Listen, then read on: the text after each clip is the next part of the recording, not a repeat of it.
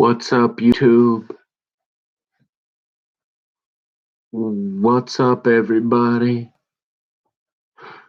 Good morning, Vietnam. No. Good morning, Forest Lake.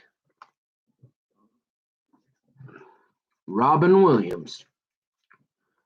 You know that's back when you actually had to be an actor. Remember that when anybody like me could just grab a microphone and a camera and I guess talk to the world, publish or perish. So fresh as so fresh as so clean, clean. No, not yet. But about to. What are you all about? Did the dishes. Like I said, the cleaning is never done. Never. I mean, all you can do is try to keep it at bay, kind of keep it, hey, it's, man, I mean, Robin Williams. I remember that story? That was strange. Just that one there, and you got Kobe. Let's see, Kobe Bryant. You got let's see, another strange one would be what? Michael Jackson. That one I always wondered about. Prince. You say, oh, we into them conspiracy theories. Now remember, see, I'm gonna just try to talk. I think when I get irritated or something, and then I just talking. Then like, since my favorite meal comes out of a can, that means I'm part redneck, and apparently in like a previous life or something, I was a cowboy or something. I don't know.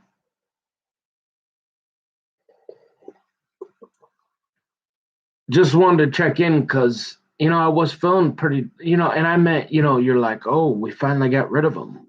No, I just meant like school, like that's all right.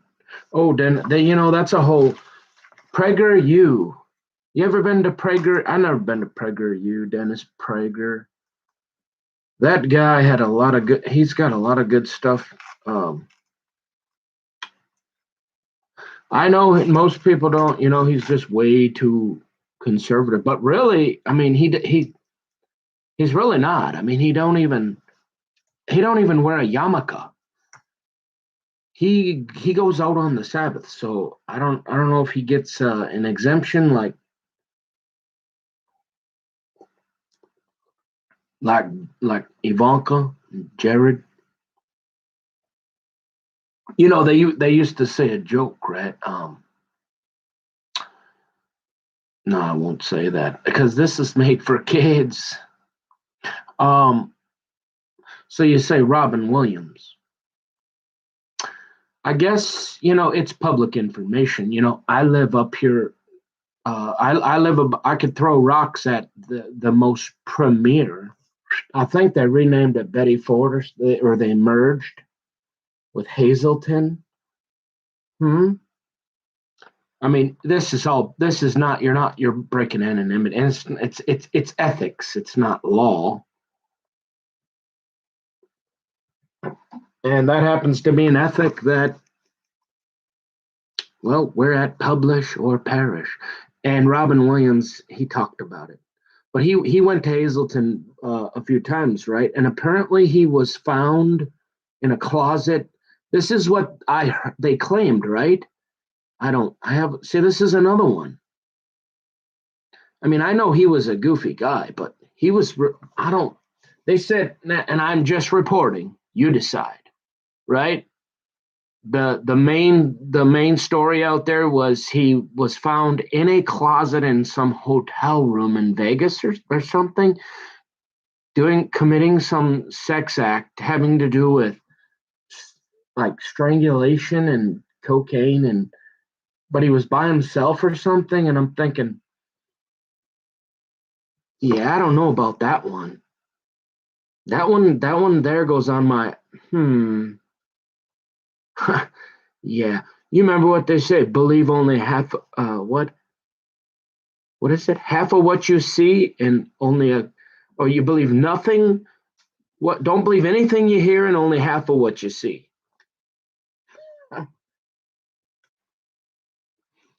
Good morning, Minnesota. Good morning. Uh, I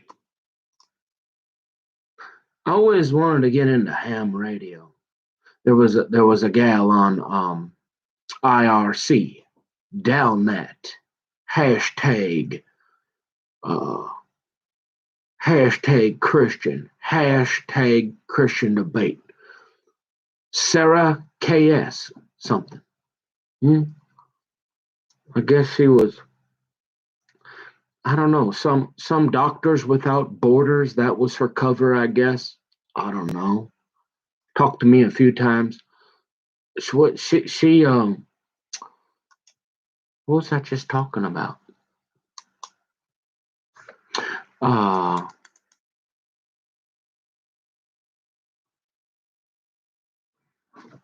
I forgot. So you said, well, why do you gotta uh, name drop? Well, I don't know anybody. Like I said, it's only for purposes of demonstrating that, hey, I'm not that crazy weird guy in the corner picking his boogers like some people might be saying or trying to accuse me of. Some, kind of a all right, comparatively, probably a little bit of a loser, I guess. Is I suppose that's fair. Some girl on the internet. Oh, she was mean. One of the last I talked to. I mean, sure. If you compare me, I suppose if statistically, if we wanted to do a case study, representative sample, scientific method, and we wanted to take a pool of students from, hey, back in Detterman's class, and we want to say, okay, how many of these guys, went to college, 4 years, graduated, got married, still married, were some sort of successful, started a business, have lots of friends, good social life. I don't know. Yeah, all right. I suppose I'm probably on the lower end. But if you compare me to the whole world, I ain't even a half a weirdo, yo. So yes, hey, um, Robin Williams. Why did I say that? Why did I talk about Doctors Without Borders? Oh, I don't know why I said that, but I'm pretty sure back. You got to remember, folks, back in the day, and tell us something we don't know again.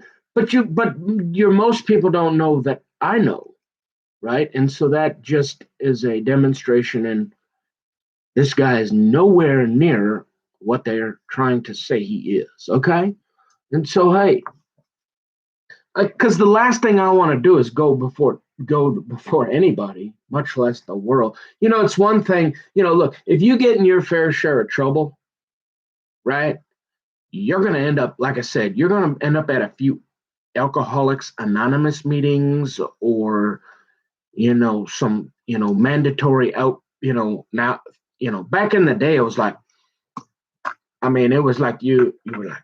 Shh. Now, I mean, but no, it's like internet addiction. That ain't nothing. The pot's legal. You know, Societal norms have changed, but um. So I woke up, did the dishes. Remember that? See, oh yeah. So that was back in the day when you actually had to be an actor, right? I mean, they had to put their time. I mean, everybody's not me because I'm not funny or whatever. I'm not trying. So but I figure if nobody hurts me, right? I probably got another good 50 years. So I'm just trying to stay alive, you know what I mean? Hey, So you're saying, like, because like I said, I mean, I'm trying to think. Did I meet anybody? I was thinking about this last night. Oh, so I figured I better check in because, you know, the school, I got a lot of time into that. I never was interested in anything, never was good enough to go. See, I spread myself thin, right? Uh, hurt my knee. Oh, Jeremy Bennell, oh, Ron and Teresa. They were up. Remember that? Back in Moore Lake and Fridley. Oh, before the paint was even dry. Oh, they were moving from where? New Brighton or something. They moved over to Coon Rapids. Who else was over there? Oh, Gudinsky or Godlutsky. I hung out with him a few times. Him and Rob.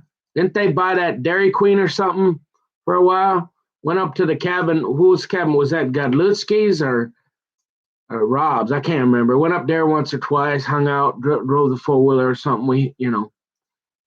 Uh, when it was the Bennells had just bought in that house, right? And nice house back then, you know. Uh, but they were waiting for it to close, so that's where I met Jeremy, right? Jeremy Bunnell. What was his dad's name? Or forget.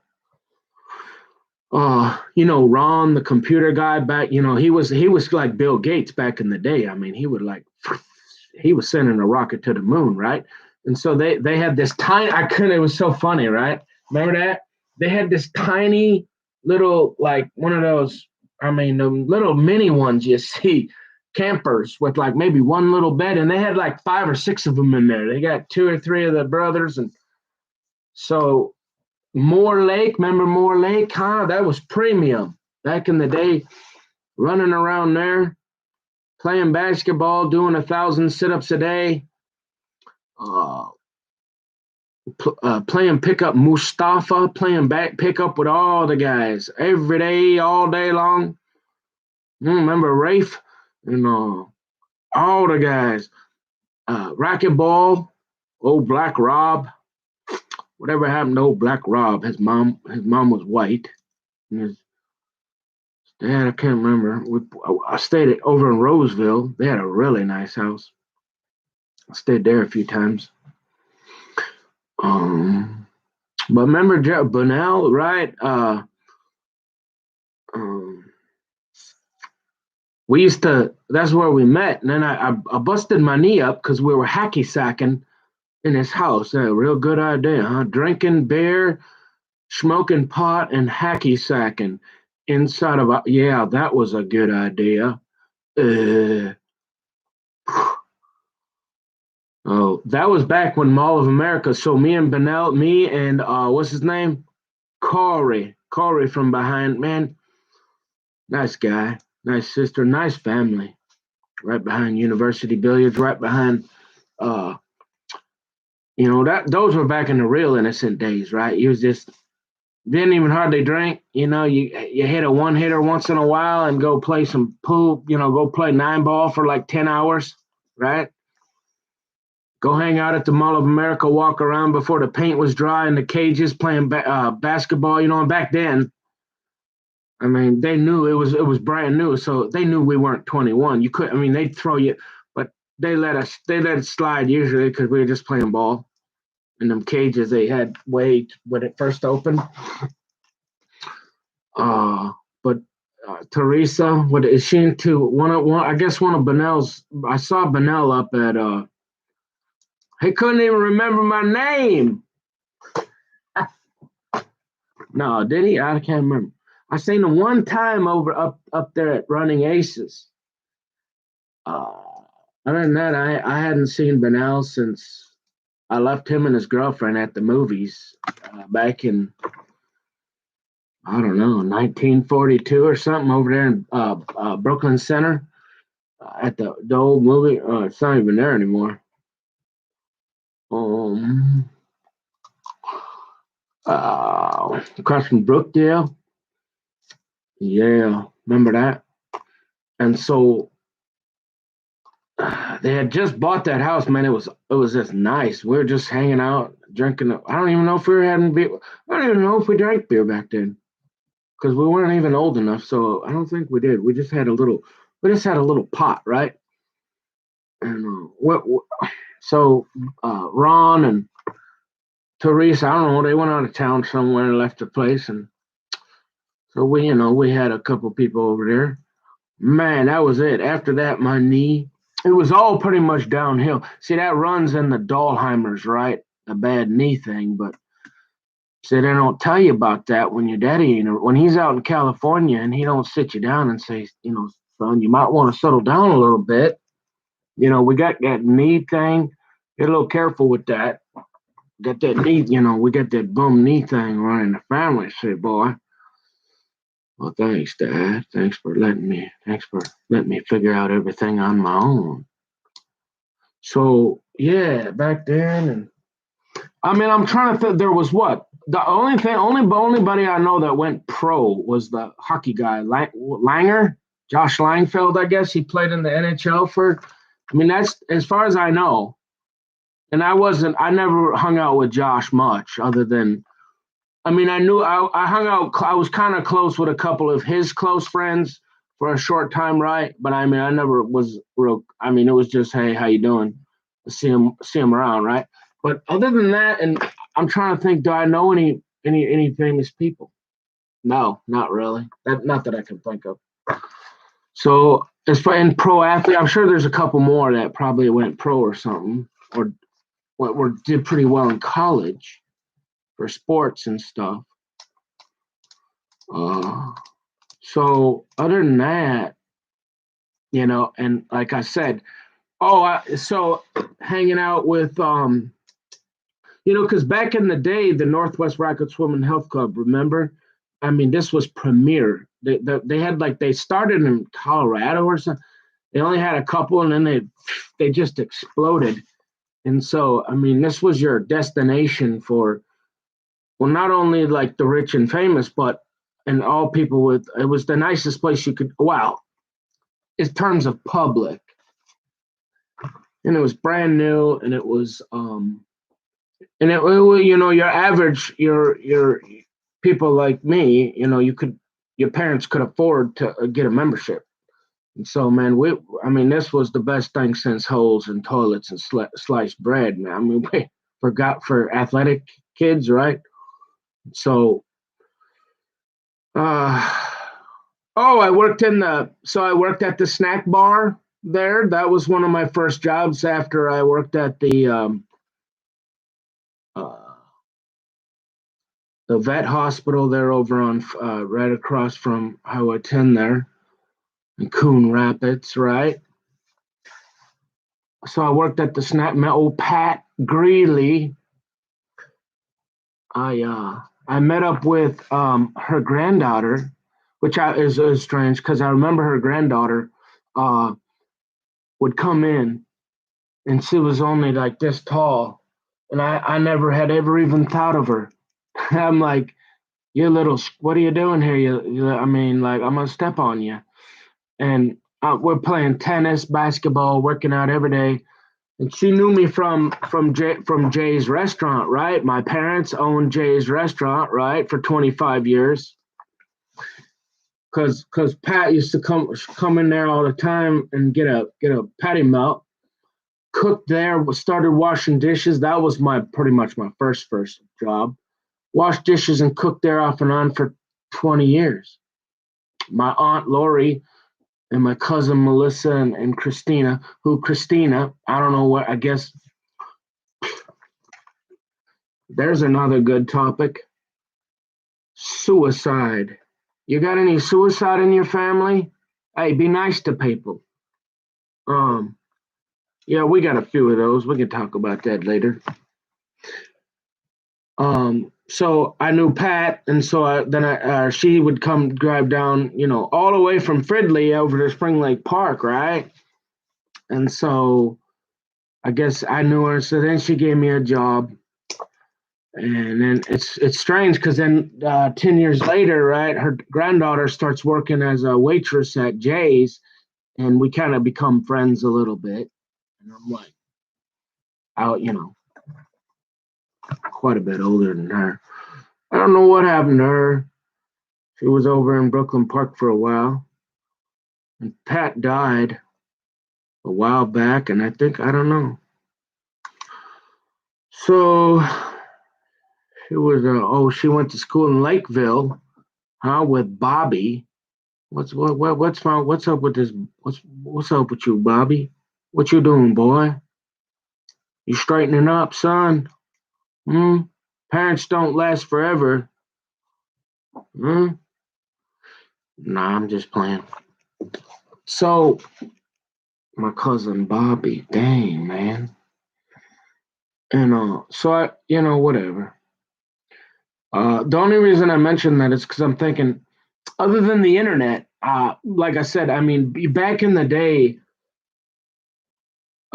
see IRC, you would get a lot of now you just have to you get a lot of celebrities because especially actors and stuff and people you would never think of, right? Because they want privacy. They want to be able to talk to somebody without them talking to them because of who they are. So back in the day, these actors and stuff, they really enjoyed the anonymity of and that IRC was the original. And so you'd be surprised at who you would talk to. And you just have to take my word for it. Um, among who else? I mean, who else? Look, it's the original military, supposedly started by. They try to say what's his name started the internet. Al Gore started the internet. Hmm? No. So they say IRC was originally Internet Relay Chat was uh, originally designed somewhere in I don't know Stanford, MIT, and militaries, right? But I mean, it was your Ron Bonnells, and it was your. I mean, you had to really be a nerdy guy to be on IRC. Okay. Oh, there I got. Don't do that, Nick. Sounds stupid. Girls are gonna think it's retarded. Just talk in your normal voice, dude. So I started there, and then I got on, like I said, ChristianChat.com, premier first of its kind. I was on there like when I was 18. And so you never know. Look, the point is you never know who you're talking to, right? Seriously. So I could have talked to anybody, right? And I'm sure I did. Um, so that was kind of my social arena was like the internet IRC, the christianchat.com, and then later the last 12 years on and off Pal Talk. Okay, and I never got on Yahoo or anything, but um, you know, other than your lettered agents and your CIA, your FBI, people on IRC, you don't know they don't know who I am really, right? I mean, and same thing with so I did Christian Chat. I showed my face a little bit, had a picture, but I never showed my pretty much never really. I mean, a few times on Pal Talk. So really, I've been anonymous, right? And so you said, well, here we go, talking about 100 different. I kind of started. I guess this is my testimony, and I kind of originally, why I started originally was kind of just to say, hey, don't punch me in my nose. I don't know what all this weird, all this weird stuff, right? Hey, this is really what I'm about. This is what some people are saying. And now it's kind of evolved. It started to evolve into, hey, can I reconcile with my father, my biological sperm donor? And perhaps um, that's my and now I'm like, well, you told bits and pieces, and like initially I just wanted to put enough out there so that if something happened or I just decide, all of a sudden the internet turns off. There's something there that enough for people to, somebody somewhere might see it and go, well, hey, look at this guy here. I mean, he's not in the corner picking his boogers. I mean, he was running around like a wild man playing sport, trying, going to school, trying, living life. Average guy, right? Remember? So, I mean, there's so much to tell. And I figure, why not? Why not just. So now I'm trying to fill in the gaps and still continue the storyline. And I'll just get it all. I'll just put it all out there. Y'all can decide. Like I said, I mean, it's not, I know I'm not that cool. I'm not nothing special. I'm just some white kid from sort of the suburbs, average family, not much, just average money, few friends, got in a little trouble, and then I don't know, something weird really started happening on the internet, and I figured it was time to, I don't know, come out of the closet, I guess. No, not like that. Seriously. Oh, that, and I promised later. See, I've been accused of being, you will get accused of being very malicious just by believing the Bible. And, remember that sin I talked about starts with an H, because I don't, that people will hate you. See, we live in different times, but you got to remember, I grew up before you. I came before you. So we've got to a point where they want to get rid of anybody that may have. I seriously, that's what I think it is.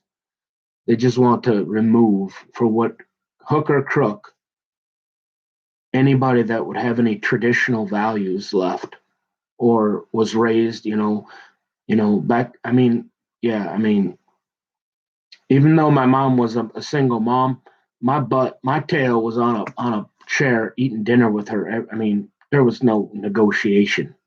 You were having dinner with mom and dad and Tom later, right? I mean, that's not. So I still grew up with wholesome family values, and I'm proud of that. And that's who I am. And I really think they're trying to they're just trying to. It's part of what their plan, or the devil's, I don't know, and his agents. And so I'm just trying now. I figure, why not? Because people, it's just better just to be like, hey, this is who I am. And I'd rather have most of the world go, hey, well, look at, what a retard, than have a few people being able to maliciously slander me, and I don't even know who it is, and cause either A, my death, or B, accuse me of some crime or something and that I didn't do and would never do, or C, because the latest thing is to say that religious people are mentally ill, and so then if you've got anything in your background on paper, a couple DWIs, I mean, it's really, I mean, you're just giving them ammunition, right? It's pretty simple to make an argument that, hey, maybe this guy's certifiable, like, oh, what's his name? What's his name?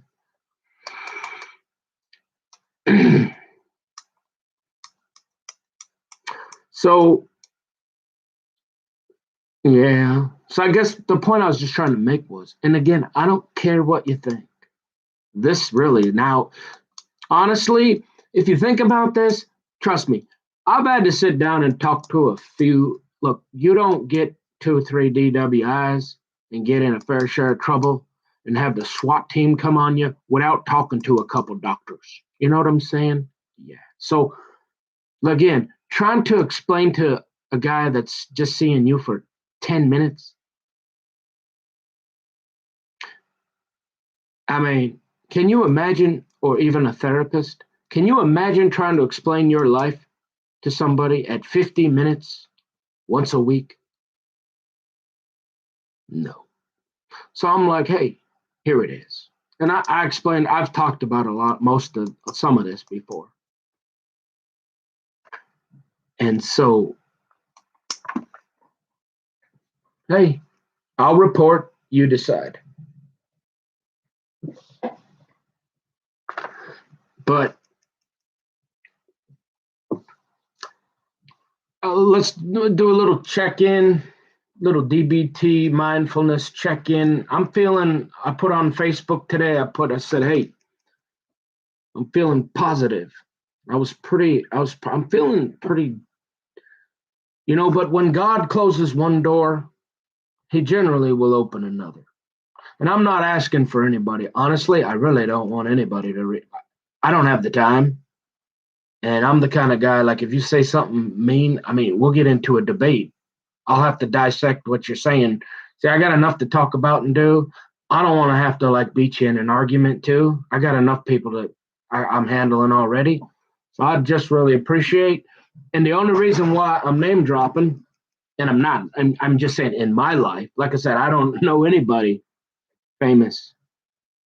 Well, other than talking to them, like guys like Tom Brady on ChristianChat.com or Brad Pitt on Pal Talk, a little bit of that, but they're not my friends. I don't know them. I don't have their phone numbers and stuff.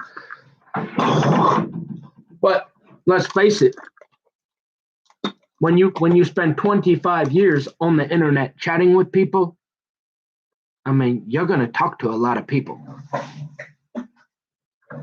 And a lot of people you don't know. And there's a lot of sickos out there, way, way more sicker than me. I'm serious.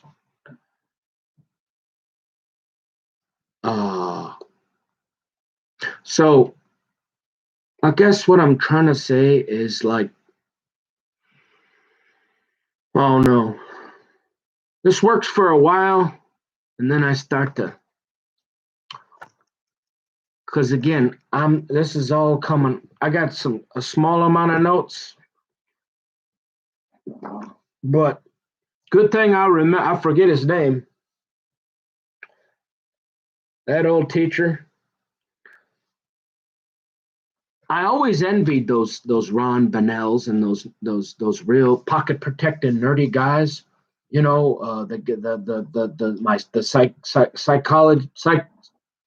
Psychology teacher back at remember, I saw old Steffi Wold. I saw her one time when I was taking that class, and that was like 15 years ago.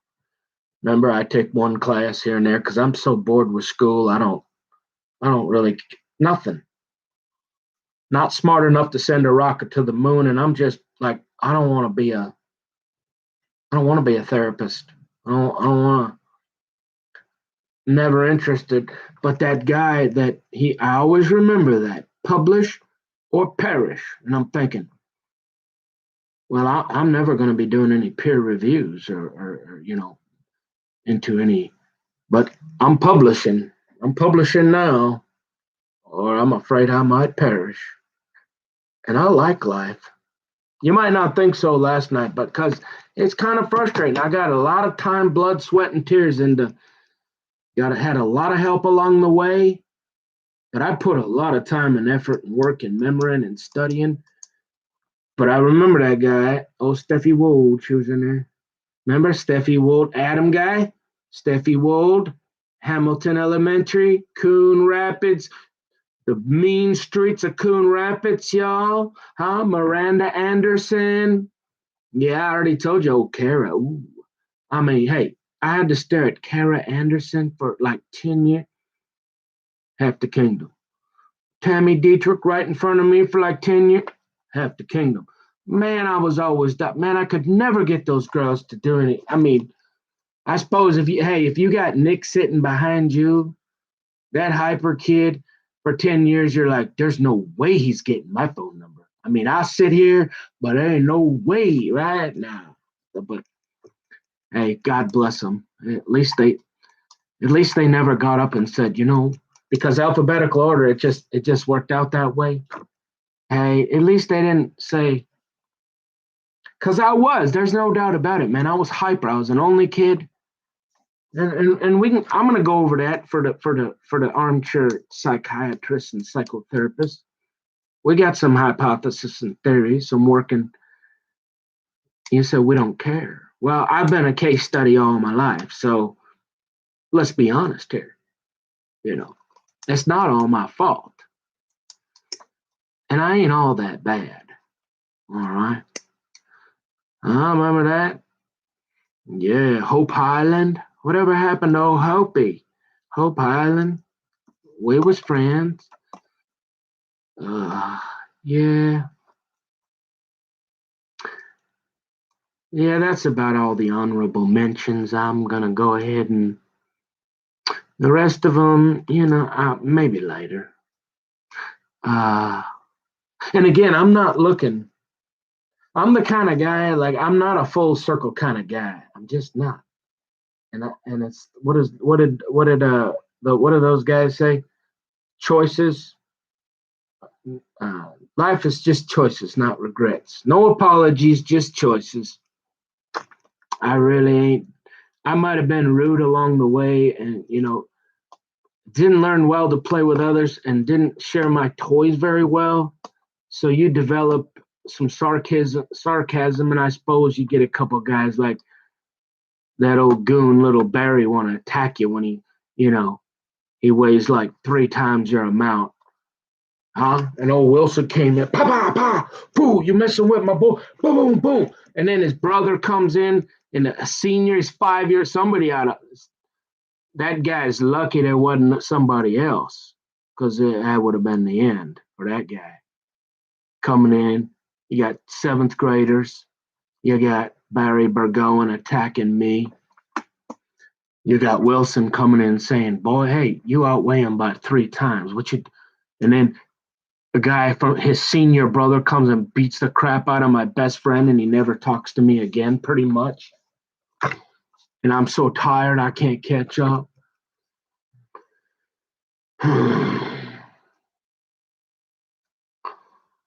But yeah, I'm not saying there wasn't. Look, I was a difficult child. My daddy went out to California when I was 2, but uh, and so didn't have that. And again, not an excuse. I'm just giving you the reasons. I'm giving you my idea of what happened in my life, why I didn't graduate from school, go to school for 4 years, become a get married, and then I gotta, hey, and if they wouldn't have been doing this here,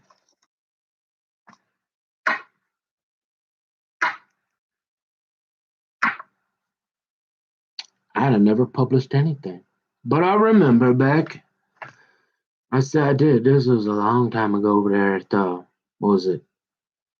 Um, North Hennepin Community College. Taking that. See, I always secret. I was always kind of a nerdy kid, but my mom always remember the red shoes and all that. My mom always made sure I had nice clothes, and we were just average, right? But and I always appreciate that because I never had to be that kid that you know. I always had normal clothes, and my mom always drove a normal car. So when she would pick me up from school, remember that? Oh man, that was like one of the worst things, right? If your parents they came in the grocery getter or some rusty bucket, you'd be oh god, I mean you'd be like running down the block, man, like come get over here, mom. Y'all remember that. Now it's so. Anyways, the point is I was an average kid, right? Only child, so no dad around. Well, except for my mom's, you know, but he wasn't much of a father figure. So I was pretty wild. And I guess my dad says my mom smoked cigarettes and drank coffee like she still does. And apparently back then, before all the drugs and state, they would blame that on hyperactivity, I guess. I don't know. And so oh, Tammy Diedrich, she's like, oh, that's why you couldn't sit still, and I couldn't hard to. I mean, it took me. I had to, you know, I had to go home and study for 10 hours instead of. Yeah, she already knew that. But how old Tammy Diedrich, man? How did I ever not end up getting her phone number? I mean, I mean, literally, I can reach out and touch her for 10 years, and I don't ever. That's how hyper I was. But I'm hearing this, right? So I go to Kara Anderson. I mean, hello, Tammy Durgan, Captain. You're like, she's 6 feet in front of you for 10 years, and you didn't get her phone number. And I'm thinking, man. So, no, my point is, I'm not reaching out. I simply am mentioning it because most of them don't want to talk to me anyways. I got you. I get it. And so that was never my goal. I didn't have social media. I only know my dad on Facebook. I pretty much had stayed to myself and chatted on the internet till I started hearing from Jeremy and Secret Doctrine and Katie telling me, you know, threatening me. And like I said, I think a lot of these guys they're just sitting under mama's basement too, smoking Cheetos and eating pot and drinking Mountain Dew and yapping their jaws on the internet, right? But look, I made somebody mad, whether it was them and again, you don't know who you're talking to. But it's better because silence kills. And so it's better just to come out and be honest, say, hey, this is what I did. This is what I meant. So later on, I'll clarify my position very clearly on homosexuality. And you will see that I'm not a homophobe and I'm not a bigot. I'm not a misogynist. I'm not all these things that people, and you know what? I don't want to divide, so I'm not going to talk in political terms. Y'all know who I'm talking about. I'm not this person that they love to hate and point out that you are. Now, I'm 44 years old. I come from the old school, right? I understand the world evolves and things have changed, but I'm still part of the world and I still bring value, even if I am a cross between a turtle and a snail. You know, God made man and Jesus made him even. All right. So you say, well, yeah, all them. Okay. You said, well, you were a little nerdy guy. Yeah. But I didn't, I wasn't cool enough. I always wanted a pocket protector with a whole bunch of pins, you know, and I always had to crush on the girls. I never admitted it, but those, the girls that are carrying around the violin, they get the braces and all that. And most of the guys are just like, and I'm like, I get on the bus, I'm like, hey, I'm gonna sit by her. Never got the courage up to say, hey, Tammy Diedrich, oh, Kara Anderson, hey, girl, can I get your number? No, but so I always wanted to be that nerdy computer guy I always did. Just wasn't smart enough. But anyways, so yeah, I met Benel. So we start running around, right? That's why I met him. And I guess he got with Amber Ash for a while. I don't know. We pulled up in a parking lot one time, and he pulled out some paperwork. Yeah, and he signed it, and that was it. I never saw her again. Hadn't seen her since, I don't know. What was the last time we was in the sauna or something at Colonial Estates with old Wilson? Boy, did I like her, huh? But see, old Wilson was my boy, man. I ain't messing with my guy's gal. I mean, he come in and if it weren't for him that day, old Barry would have taken. I mean, you talk about that. I mean, old Barry would have smashed my face in. What a chump, huh? Mike Say, his little. I don't know why. I mean, in general, most people found me probably annoying, a little sarcastic, but he was the only one that ever wanted. I don't know why. It had to be because of Mike Say. Mike Say worked for my mother at Jay's Restaurant and my aunt Lori Enderly, and so he never so there's some connection there. I think must be because I never even knew Barry. I never even took a class with him. All of a sudden, there's the big fat guy, big old fat kid eating grilled cheese, and big old slob is like attacking me. Thank God old Wilson was there. Old Golden Gloves Wilson. Pa, pa, pa, pa, what you doing, boy? Boom, boom, he did. What's up? I'm like, dang. I'm like, whoa, I didn't know all that. And then here comes, his older brother, about a half hour. I mean, I'm not saying that was the reason Wilson never talked to me again, but that was pretty much it. And I was so tired. I tried to run that day. I mean, I couldn't run. Took off. I mean, I don't know. He saved my life. He was my best friend. We ran the mile together. Maybe I wasn't his best friend. I mean, he had a lot of good friends, but we was pretty close. Played hockey together. Him and Rob. Did Rob get with Maury or what? Melissa Maury, or was it the other guy? I can't remember.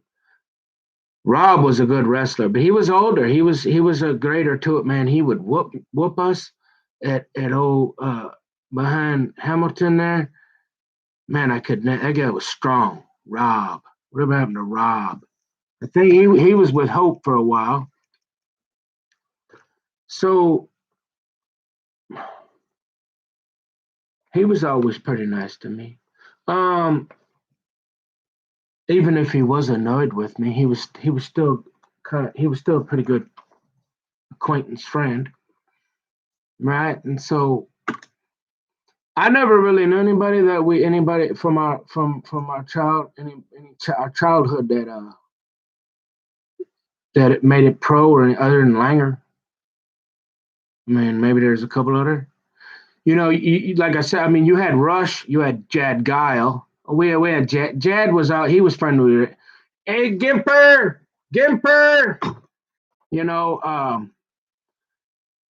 He was out. He was always one of the cooler ones. We wasn't real close, but he was friendly. He was athletic. He was on the Knights with me. Remember, I wasn't a gopher. I was a Knight with old Johnny Rush boy. I swear, man, that guy and him and Jad, man, they were receivers. Man, they were good. I was just a short little kid. I mean, I only played a year or two because I just didn't like getting hit. And oh yeah, I was a Knight in shining armor. Okay. Over there at Sand Creek. Yeah. No, I wasn't no gopher. Yeah, I was a Knight. What was his name? The old guy? He used to come in the restaurant, my mom's restaurant, get an over easy egg every morning. I cooked that guy an over easy egg for like 50 years.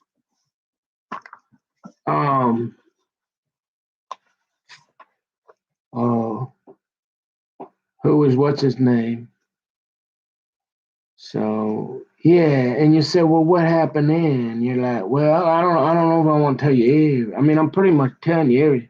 I'm either telling you everything, or I don't remember it, or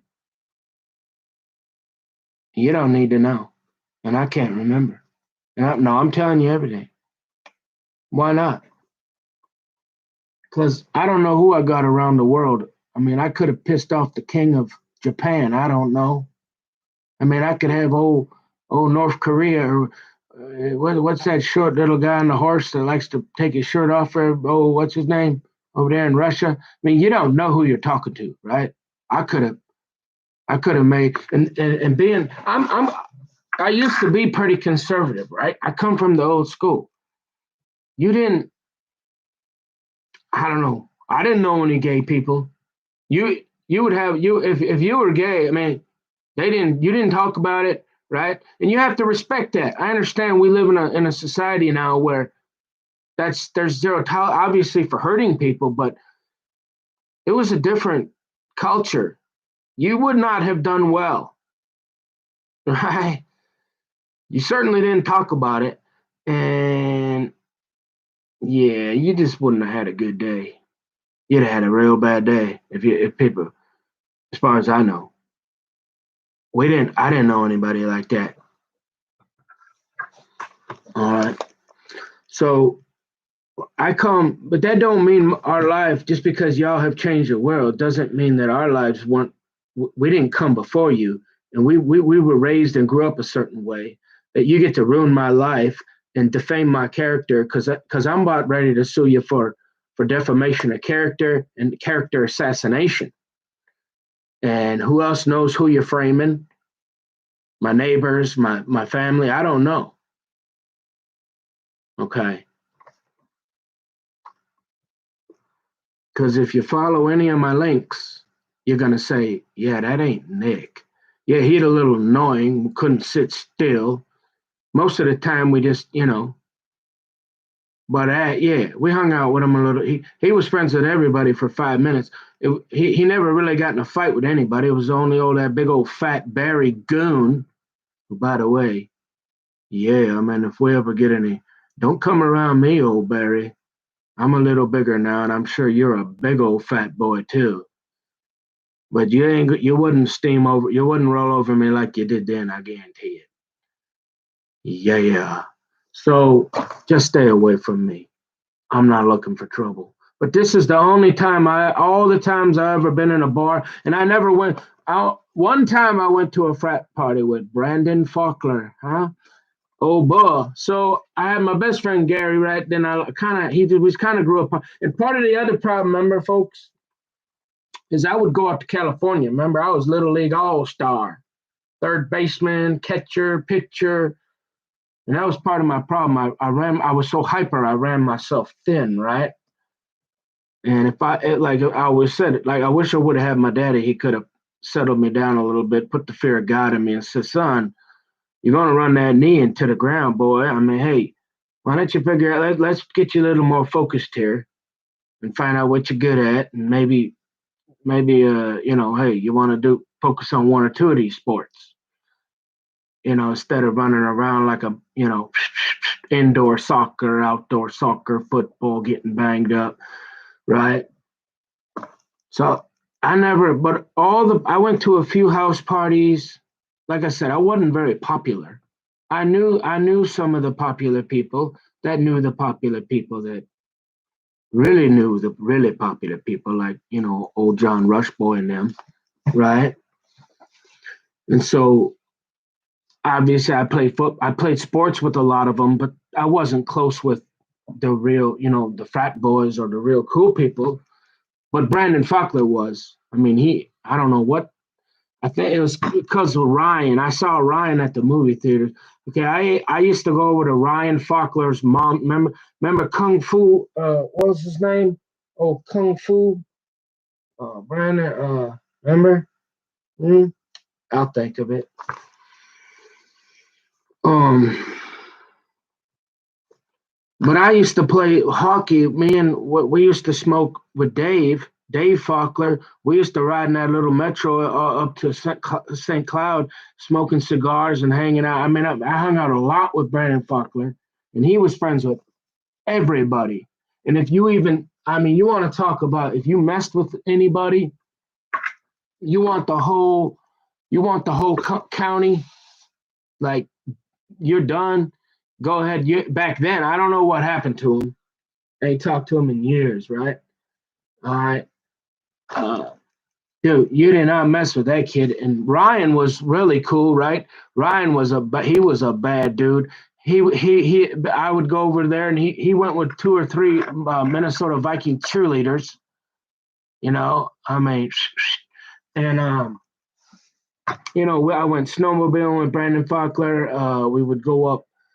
Ryan, I would have dinner with Ryan and his mom. We Deep Thoughts by Jack Handy. We'd go there because nobody wanted. Well, it was mostly because nobody. Brandon's mom would make Brandon come over and spend the night, and none of his friends really wanted to. They did. I think old Garbo did a couple. But a lot of them didn't want to do it. So hey, I got to do it, and I'm like, all right, whatever. and we'd have a Kodiak, and we'd watch Saturday Night Live, right? And oh, what's his name would do a little kung fu on us, and Ray-Ban, huh? Over there behind and so people, that was in junior high, right? And we'd go play tennis all the time. And he was really close with Peterson, Jason Peterson. I mean, he was like one of the baddest dudes on the planet back then. I mean, if you even heard his name, you started running. Okay. And so like if you knew Brandon and they knew you knew Brandon, right? They didn't mess with you. All right. And so right, nobody. And I don't know what happened to him, but his brother was really, I mean, went to St. Cloud State, and we went up there one time. He took me to a frat party. That was pretty much the only event I could think of. Went up there for a while. Let's see. So, yeah. So Brandon's best, Brandon, and I only hung out with him. Whatever happened with what's his name? His sister really had a crush on me. Oh, Chad Miner. Chad Miner, I guess he was down in Iowa for a while. His sister really, she was, I don't know, sometimes you got connections with that girl. Man, she probably would have married me. She was so interested. She was always trying to be nice to me and forget her name. But it just wasn't there. What can I say? But they tried to be nice to me. So every once in a while, Garbo and Miner and Peterson would let me hang out, right? They'd be smoking a little pot, playing video games, and then, well, what's the other? Well, I was closer to one of the other friends. What's his name? The pot dealer. Yeah, this was before you could go down and buy a pot at the store, right? Yeah, Scott Chen's buddy. Oh, I was real close. Scott Chen, Bada Bing Bing Chinese food restaurant. Oh, I was real tough, man. I was friends before anybody was friends with Chen. Before even anybody, and Chen became like the kingpin or something, right? Or one of them. And then him and what's his name? Oh, I forget. Mark. What's his name? Mark. He was going out with that real pretty little thing from California. He was a lot older. Remember that? Yeah, I wasn't the only one. Yeah, just a few less zeros in my bank account. You know what I'm saying? And finally, they got so tired of him, they shipped her back. They shipped her out to California. They'd come in the restaurant. I was always surprised because Mark wasn't. He's a big, tall, skinny guy, and he wasn't that good looking. He was cool, and he was friends with everybody, good personality. And he wasn't that good looking. And man, that girl, I mean, she was really pretty. I don't know her name. So, anyways, they would come in, Jay's, and get pizza, and he'd give me a little marijuana once in a while. Go down to Gasoline Alley. Though old Peterson lived with his grandma back about up there, and we'd go up there once in a while. So I hung out with those guys a few times. Was not close to them only because of Brandon. Brandon was always because of hockey. We were close. I thought we were close, right? And so yeah, I didn't really know a whole lot of people, but I remember that one time Brandon took me to they took me to a party somewhere behind there, and oh boy, I remember Brandon, boy. I mean, he was worked up one night, and somebody had pushed old Johnny Rushboy or something. I mean, they looked at him funny or something, and oh boy, I don't know what happened, but this was back before you had cell phones, and I'm telling you, it was like all of a sudden there was about 500 people. I turned around and Brandon, boy, he was marching somewhere, and everybody's following him. And I'm not sure exactly what happened, but we all went somewhere, and it was all because somebody, I don't know, they sneezed funny at old John Rushbaugh or something. I don't remember. So I went to a few parties, Never ever got in a fight with nobody ever. Yeah, okay, maybe that I was the annoying, boring, nerdy kid that knew Brandon or whatever, a few other people, and you know, I would never be invited to any like super inner, after party or anything like that. But nobody beat me up, and I never said anything or ran my mouth and got any trouble, except for that one time that old fat, chubby, old nasty looking Barry boy attacked me after school in seventh grade. All the bars and everything I've been in all my life. And again, I'm telling you, I never met anybody. I drank mostly, well, not back in the day. I used to drink regular beer, but the last 10 years, I'm serious. And I really never met anybody that could drink more beer than me. I guess, I didn't go to very many parties. There probably was plenty, but I never met any. So I did my fair share of getting pretty intoxicated, and I handled myself enough where some pretty big dudes did not punch me in my nose or don't want to murder me or kill me. And I guess Brandon, like I said, I guess. Oh, I remember. You remember old Steffen's boy? That they only tried that once back in seventh grade. Old Steffen took a step into me. Remember that? And he was pretty tough and cool, and he knew everybody. But I told old Brandon about it, boy, and that was it. Oh, Rob, remember Rob down there? Everybody worked at Diversified. Old Rob come around because he was the regulator, one of them, enforcer boy, and he talked to Steffens, and I swear after that, I mean nobody ever looked at me ever again. Nobody ever gave me no problem, never. Okay, so I'm just saying I wasn't cool, but I knew a couple people that hey, I was friends with a little bit and enough to know that hey, yo, leave Nick alone, man. And so the point is, I never got in any fights. And now all of a sudden, here I am at 44, minding my business for the last time. Been out, like I said, working here, working there. Ain't done a whole lot in my life. I admit that. And to be honest with you, like to have to talk to the world and any friends I grew up with, yeah, I mean, I wish, if I was to ever, I don't know, I don't have anything to be proud of. I'm alive. I believe in I have my faith, and I wouldn't have nothing to brag about at no reunion party if nobody would. Like I said, I was friends with pretty much everybody for 5 minutes. Okay, and so how I got, sure, I got to debating and arguing over the last 25 years on the internet. Sure, did I act like an idiot? Yeah, sure. Was I mean? Sure. Did I used to get drunk and debate people that I don't understand, didn't grow up with, and the whole world's changed? Yeah, probably not the nicest guy all the time. But did I do anything to deserve being my life threatened? And who knows? And all I can think of is the devil, the internet, and who knows what else. Only God knows. But hey, this is my story. I'm sticking to it, and it's the truth. And I ain't that bad. So, and like I said, I understand. Hardly nobody would even want to watch it. Nobody cares. I mean, if they cared, I'd have still stayed friends with people. People move on, but I'm sure Brandon is, all them. They probably still talk to each. What they don't, but they probably still talk to each other, right? So, yeah. Oh, yeah. Remember, huh? Um, yeah, and it always surprised me. I don't know, old Bull.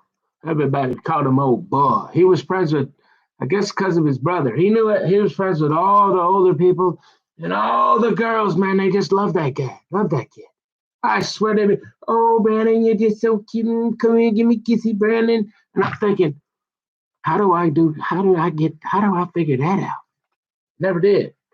I mean, I don't know what that guy, like he had some kind of secret potion in his pocket or something. Man, that guy, I mean, he's all right looking, you know, but man, he would charm the girls and all. I mean, he was just friends with everybody, right?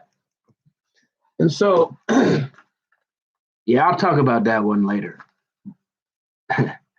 So we used to play tennis together. I'll go into that later, but the point is, I just wanted to say that Robin Williams, whatever happened to that guy? Yeah, so I mean, other than that, and Christian Leitner, like I was on a first name basis with him, right? And he was because we would play pickup. I was one of the first back when the Timberwolves they would come downstairs in the Target Center there, and I'd sneak behind the curtain and watch them practice. I'd sit in the corner, be like the only one, and if I was real quiet, most of the time they'd kick you out. But if you were real quiet and you just it'd be 5-10 minutes before the coach would even see you. So if you sat real quiet and real still, you could watch the original Timberwolves. Garnett and all them.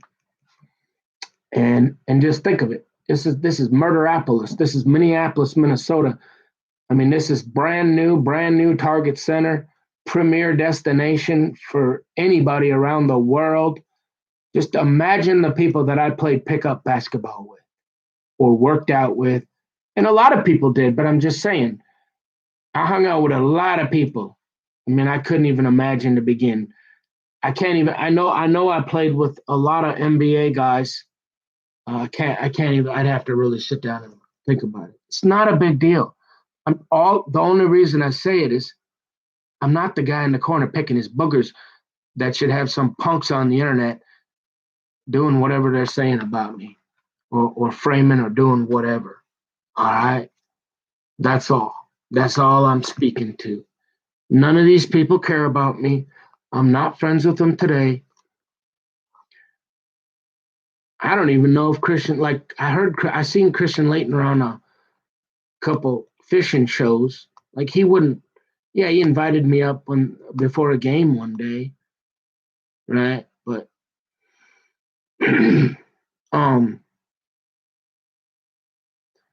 I lived a pretty normal average life for a guy that was just sort of okay at sports, sort of okay at school, sort of pretty much got along with people.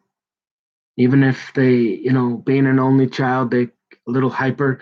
So I was so hyper, yeah, it was a little annoying to be around. But I had a couple close friends that, I mean, we hung out a lot. All right. So,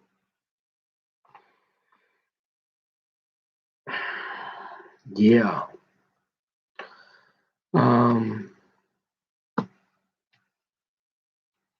What was I getting at? Oh, I often wonder, there's a lot of islands, right? And I'm thinking, you got all the money in the world. See, a lot of these people use these Princes and these Kobe Bryants and these Michael Jacksons. Even they're just like a lot of them. Like I said, there's really nothing new under the sun. Yeah, they got a lot of zeros in their bank account. A lot of people want to talk to them. It makes life tough for them. They don't. It's almost a lot of you listen to a lot of their interviews, and they'll tell you it's impossible to be normal because you never ever know when anybody wants to just be your friend, or you can't really ever have a friend because of who you are. And so they would really enjoy times on IRC and stuff because they could just talk. Nobody knew who they were, or even on chat on Pal Talk, right? And it's not because of their celebrity, it's not because of their money. It's just they're just being themselves. And you can't understand that if you're not, right? But I really wonder about, I'm not making any accusation, but I'm wondering how many these people went into the secret witness protection program or something, like, hey, I think I'm gonna spend some of my money here, buy an island, and just fake my death because I'm in a little trouble, but I got enough money to buy my way out of it, but don't want to talk about it anymore, and I'm sick of people, and I'm just gonna go enjoy make me wonder sometime, like really, because there's a few. Be fun to know who all they are, right? Look, I've heard every conspiracy in 20 some years on the internet talking to people. All right. I've heard pretty much all. So, kind of makes me wonder, is Robin Williams really dead? I don't know. Yeah, he had a drug problem, but he just don't seem like one that he just don't seem like one where you'd get to him like that. Like me. Sure, you got me all sad about school. You got me sad about half the kingdom. But I mean, hey, still nice. I got up today, had a cup of coffee, did my dishes, pet my dog, made my bed, watched a little news, cleaned up the house a little, about ready to clean up, take a shower, you know, and I'm telling my story. I mean, hey, so I don't know. And yeah, most probably, maybe only my dad will see it. I don't know. I don't have any friends. I really don't. Honestly, and it's true. Like even if, and I don't want, I really don't want people. That's not my intention. I don't. There's really nothing to talk about, right? You live your life, unless you got friends that you stayed real close with. The odds of you. That's the other thing I find. It is really hard to make friends as you get older. Near impossible to trust, to have those relationships you had.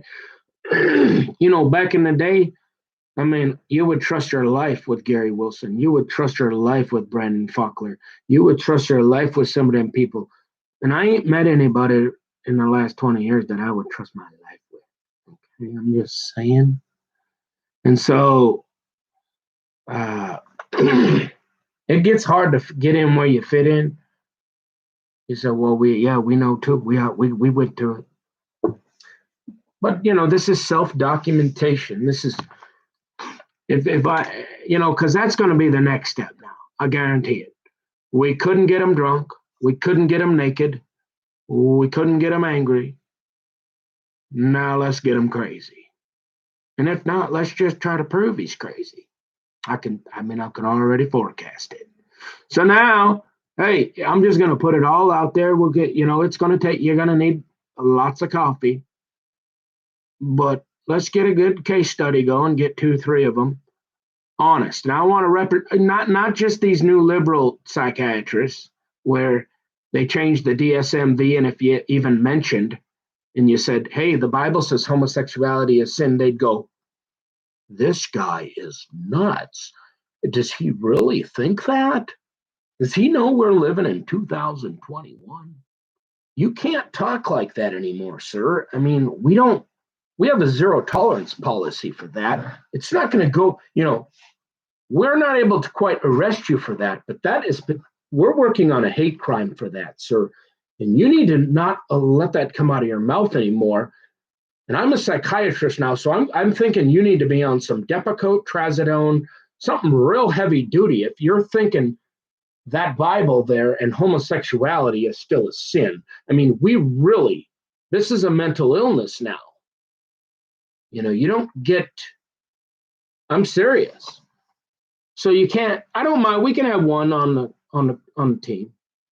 That's fine.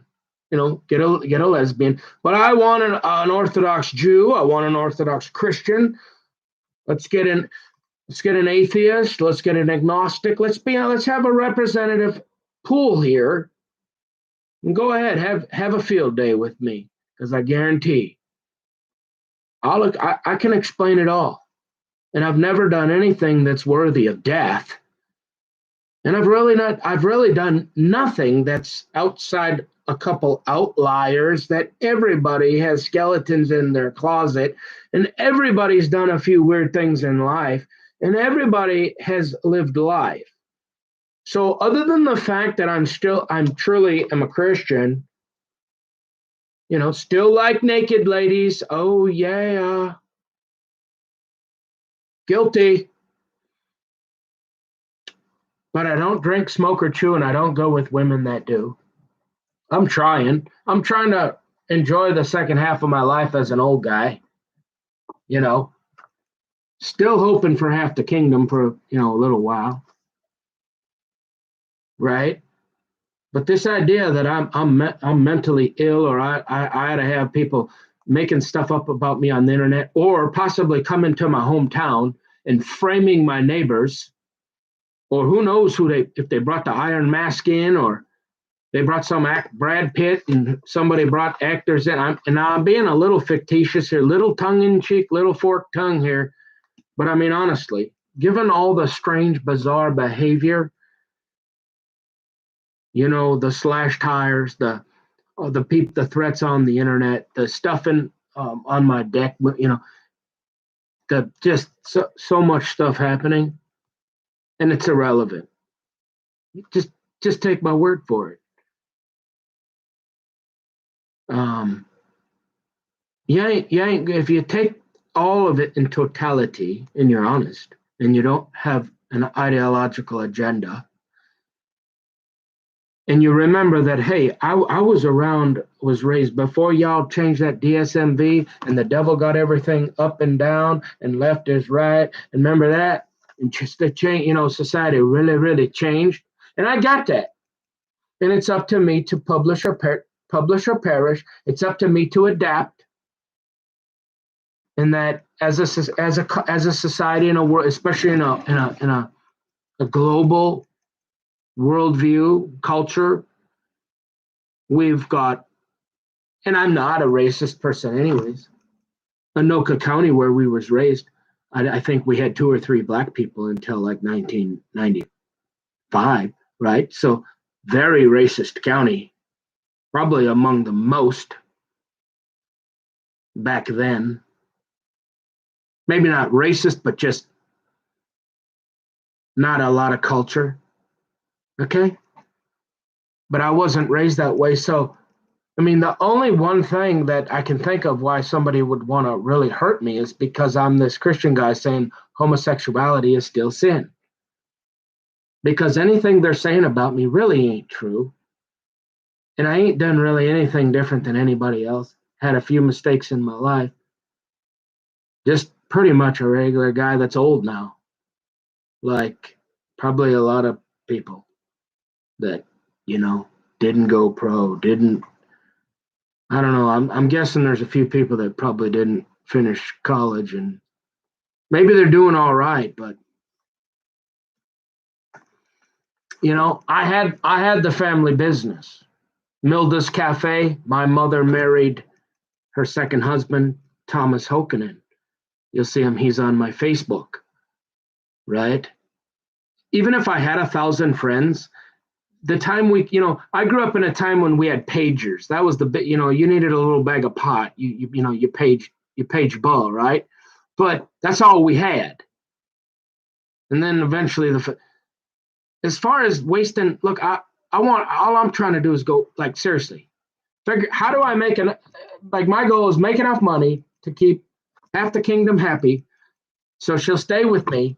And then whatever time we got left, honey, can we go fishing and sit together and listen to the radio and talk, honey? Because, I mean, if you're working, how y'all got all this time to sit on, I don't, like Bull, he probably got 50,000 friends. Like that's a full-time job, I would guess, for like a guy like Brandon. And that's only Facebook. Man, you're adding Twitter and now it's going, they got like 10 of them. I mean, how y'all do that? Like, I don't even want to waste my time. Like, I'd rather go read a book or something. I'm from the old school, okay? But that don't mean that I'm the old guy. I wanted to be quiet, but it wasn't an option. Silence was not an option anymore. It just wasn't.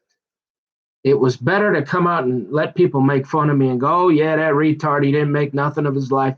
Look at that bozo. Look at that goon.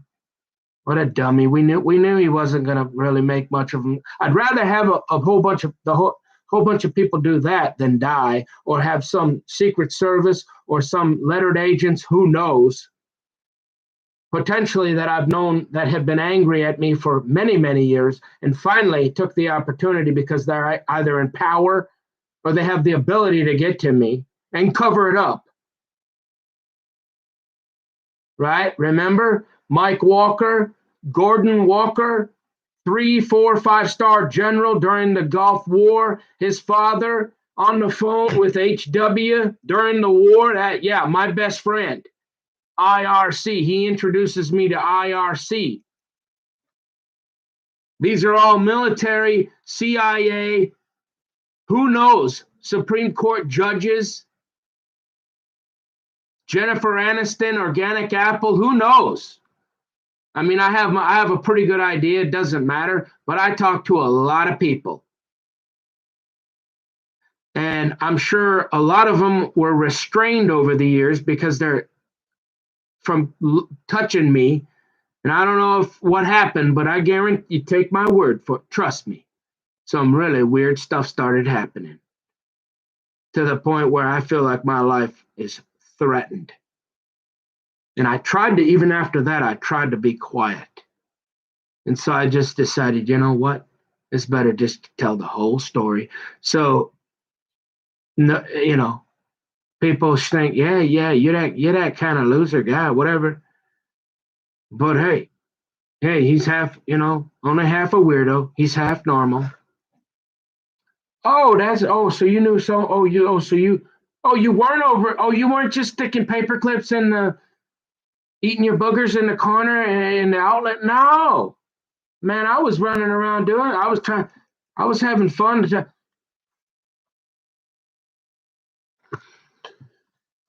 I'll tell you what, there was a couple real good, I'm telling you, I had a couple, I guess they say, right? I had 2 or 3 girls along the way that, they were really in love with me. And you said, well, but you think, hey, if I'm that guy eating his buggers in the corner, there ain't no way there was any.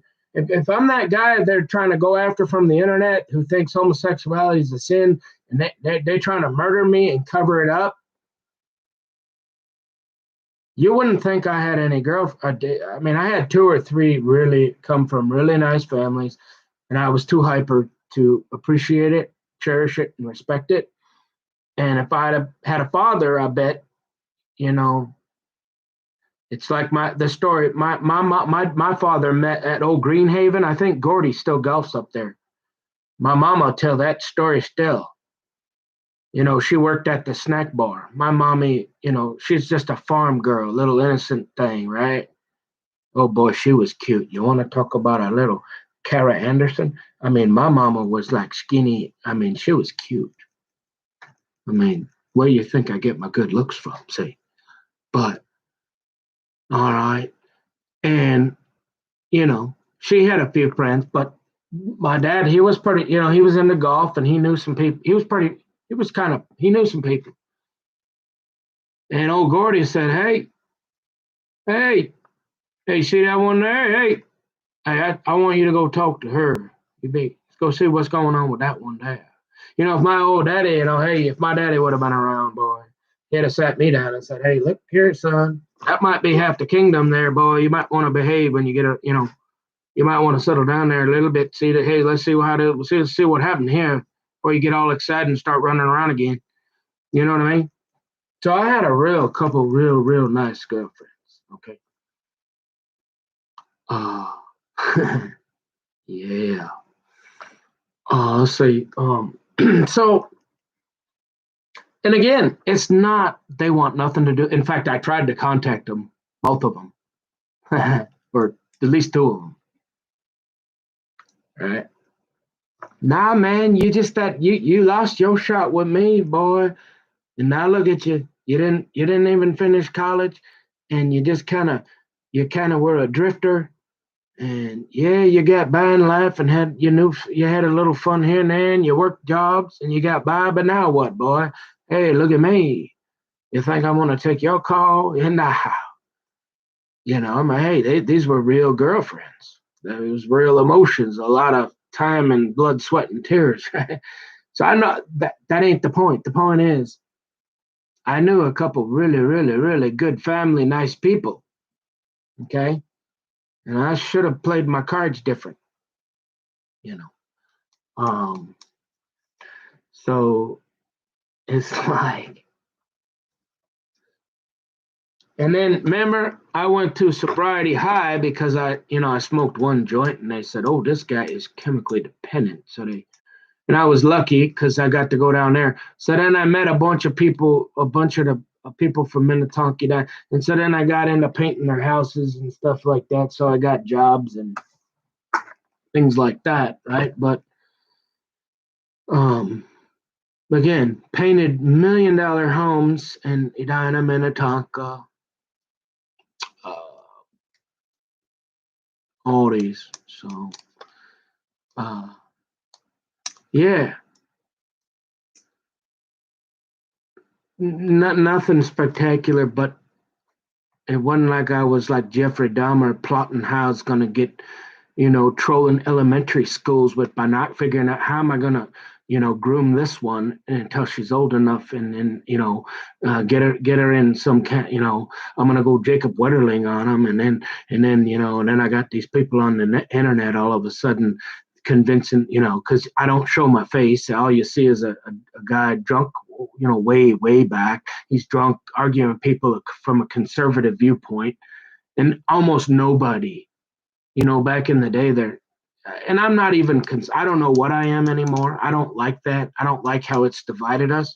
I've always said I'm a staunch independent, and don't put me in I'm an outdoors recreation hunter, fisher, Second Amendment guy, and that makes it near impossible because as far as I can see, all them other people, all they want to melt, they want to turn us into Europe. They want to melt down every single gun. You go over to Europe and you can have one shotgun and it's got to stay locked up at the thing. But again, all these people that are creating these gun laws, they're all living in gated communities and they're all being protected by guys with AR-15s. What happened to a well-regulated militia? You don't remember, it used to be okay to pledge allegiance to the United States. Okay. We used to do that at Hamilton Elementary. Before at University Avenue, we used to have prayer. They used to say prayers over the intercom. All right. So you'll have to cut me. You'll have to just accept I'm grandfathered in. I'm cut from the different cloth. Just because you happen to have the numbers now and you want to completely fundamentally change not only America and society, you don't get to just make stuff up about me and get rid of me because I say, oh, well, hey, uh, I don't have a problem with Melania being 20 some years younger. I don't have a problem with Dana Perino being married to a guy that's 30 years younger. Like I said, I ain't never been trying to take a ride on the Lolita Express over to Lolita Island with old Epstein or hey, I never even wanted to put on a red dress with blue heels like old Bubba and get an old portrait going for insurance purposes because it's too big to fail. I'm saying don't do this to me and leave me alone. And I ain't in the corner eating my boogers. Okay.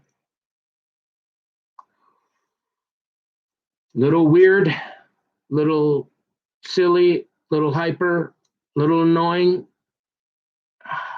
little had a hard time sharing my toys, took my marbles and went home quite a few times. But I had some pretty close friends along the way, guys that would die for me, guys that protected me. Okay, pretty normal kid, pretty average normal guy. And so I ain't taking this laying down. I ain't bending over and grabbing the ankles for you. Now, you might bring in enough polar bears and Sasquatch where I can't overpower me, but we're going to leave that up to God. As far as me jumping in that 6-foot hole, no. You understand where I'm coming from? So it's just better I be myself and come out and be honest. I tell you everything. Okay. What did Jesus say? You without sin cast the first stone, and y'all are gonna have to what? Pretty soon there ain't gonna be nobody standing there.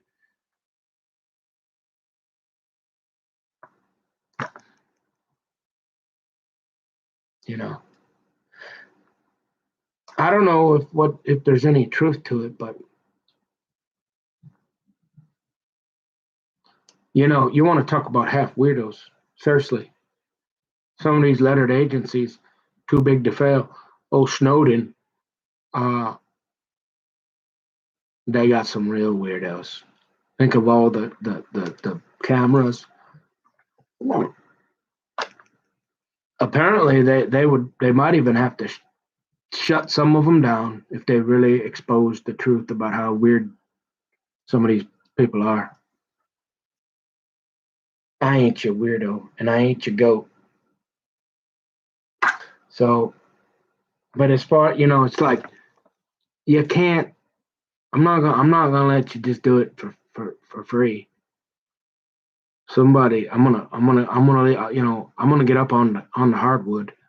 I'm gonna get up in the paint. I might not make the free throws, and they might beat me.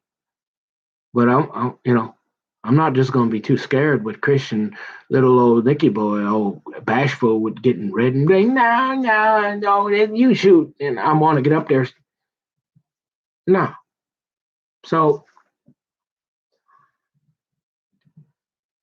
it's impossible to politically align, and it's frustrating because I'm telling you, Alexandria, what's her? Alexandria. I like her name. She's a nice girl. Alexandria Ocasio Ocasio Alexandria Ocasio Cortez. She likes to say never again. Alexandria Ocasio Cortez, huh? Forget about it. Look, some of these younger people like this, and you want to talk about Charlie Wilson's War. Y'all ever see? Hey, you want to talk about half the kingdom? You want to talk about beef curtains? Okay, if you don't understand beef curtains and Cowboy Spencer, go watch Charlie Wilson's War, and you'll see why that gal, what she did to Pratt, right? And I'm guessing that's what they're doing to me. I got under the skin of half the kingdom, boy, and then it's not who you know, it's who you, and then then it's on, right? Because I'm nobody. I only take a little bit of money, a little bit of power, and then 6 feet mask. You don't know who anybody is, man. You got guys in flatbed pickup trucks driving around with UFC shit. Man, it wouldn't take nothing to get rid of anybody. Knock somebody off.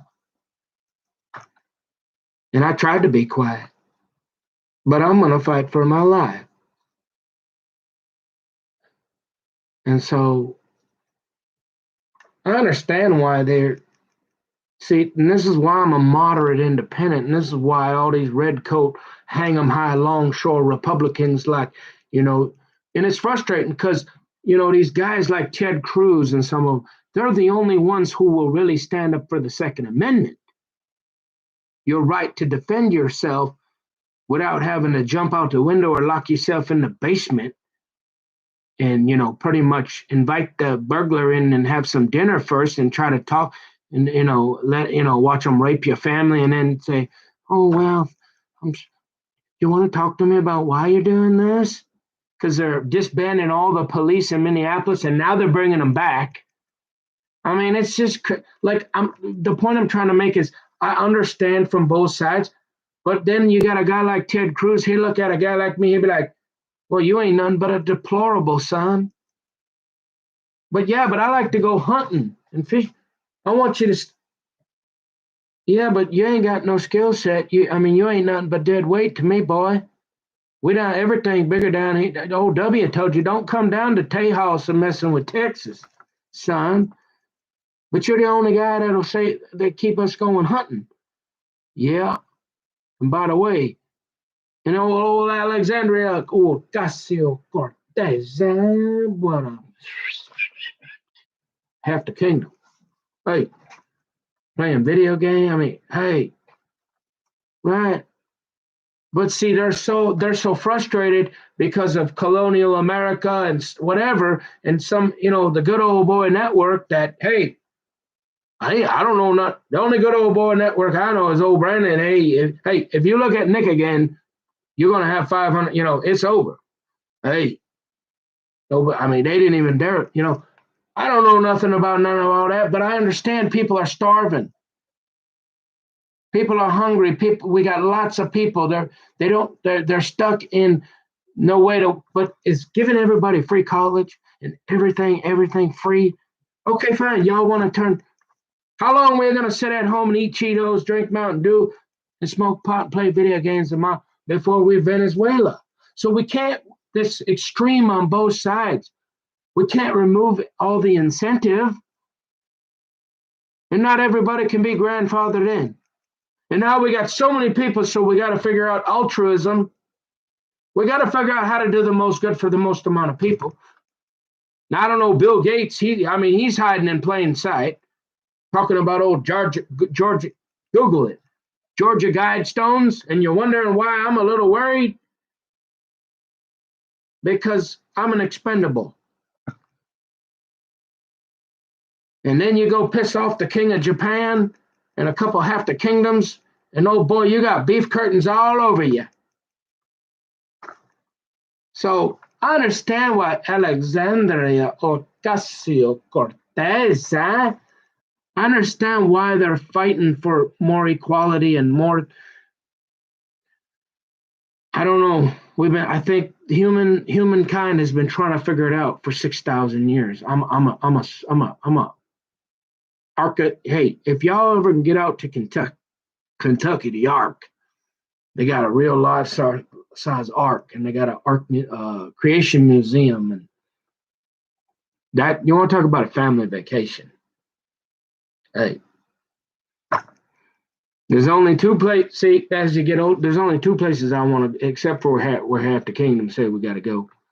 We're going to Israel, and we're going to the Ark. Other than that, honey, we're going fishing, baby. All right. You're doing. Look, I figured it out. You're doing whatever half the kingdom say you're doing. You're only gonna do what she lets you do. If you want, you can be right or you can be married. But Ocasio Cortez, right? So I'm not this extremist guy that they would want to portray me as. It's more a hatred for all things Jewish and Christian. Okay? It really it has to be. Remember in America here we got things called double jeopardy, and the crime, the time has to equivalate to the crime. But I guess what I'm trying to say is, see how I can't fit in anywhere? I'm not interested in working for a profit company. I understand why Cortez is or Alex, because there's a lot of people suffering. How are they supposed to survive in a system that has worked against people? And I'm not one of these people that just say, well, it works okay for me. Yeah, I didn't go to school, but it's all right. I got what I need. No, I'm always mindful because I'm a lovable and compassionate human being. And they would have you thinking I'm a Jeffrey Dahmer in the nose, picking my boogers, never had a friend in his life, and deserved to die. Yeah. When in reality, they might just be straight up Satanists. That's I don't know if they're part of some, Barry Bergone hit squad now, and they're often Christians. I mean, think of how easy that would be. Everybody's at home. Nobody's work. There's 200 million people unemployed. Everybody's freaking paranoid, scared, angry. Had a few drugs and alcohol, 6 feet up, no phone, they can't go anywhere. I mean, anybody gets outside, they're isolated like a. I mean, it wouldn't take nothing. I don't know where all my chat friends. I mean, hey, I'm not making any accusations. I'm not being paranoid for the record. I'm just saying there's a lot of strange stuff going on, and it wouldn't take nothing. And it's time. Hey, if old Pelosi can get up there and a couple months ago and say, "Hey, I'm going to liken the Republican Party to that. They like to get a goat, a real live goat, and they like to do their sinning and all that, and then they get to bring the goat in the house, and they let the goat walk around and poop on them, and then they sleep with the goat for a while, and then they find a human being who's kind of a goat or something, and then they have some chant seance, and they transfer to." I'm thinking, yeah, she said that. I'm thinking, oh, Satanism is real, because that sounds like Satanism to me. So I don't know if I ran into some really bad people. Satanists call. I don't know. I don't know who's getting framed. I don't know where they're framing from.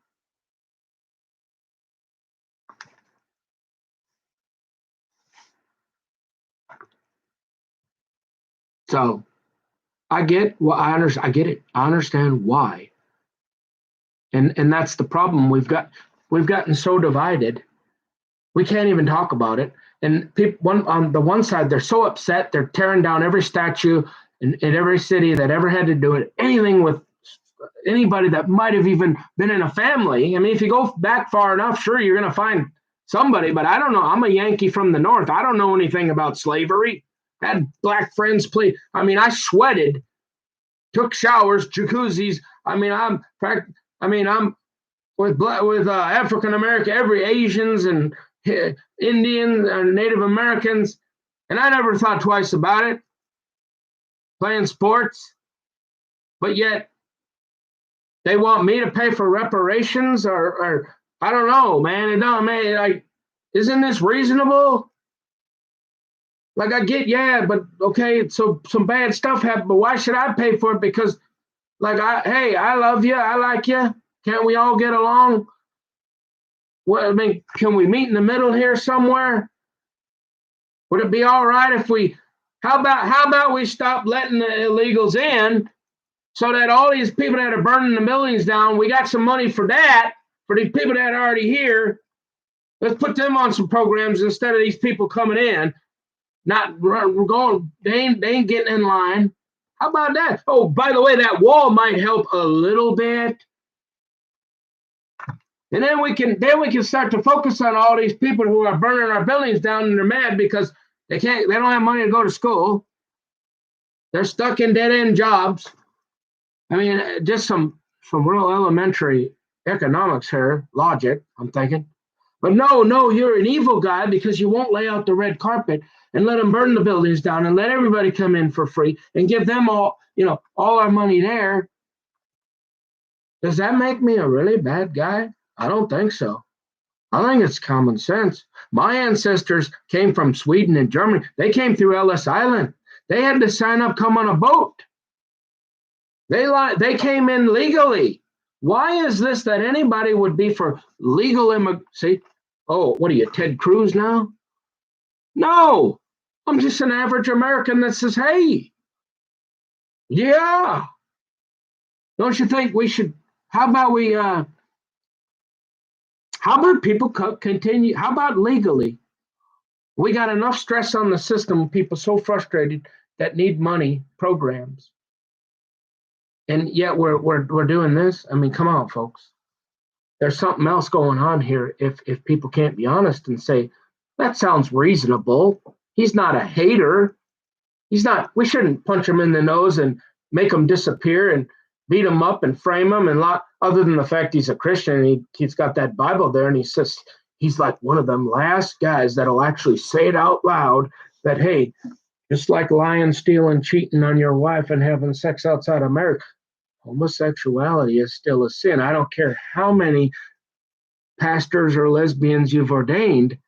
The Bible still says, I don't care how many translations you've made to appease that. Oh, he's that one of those last guys.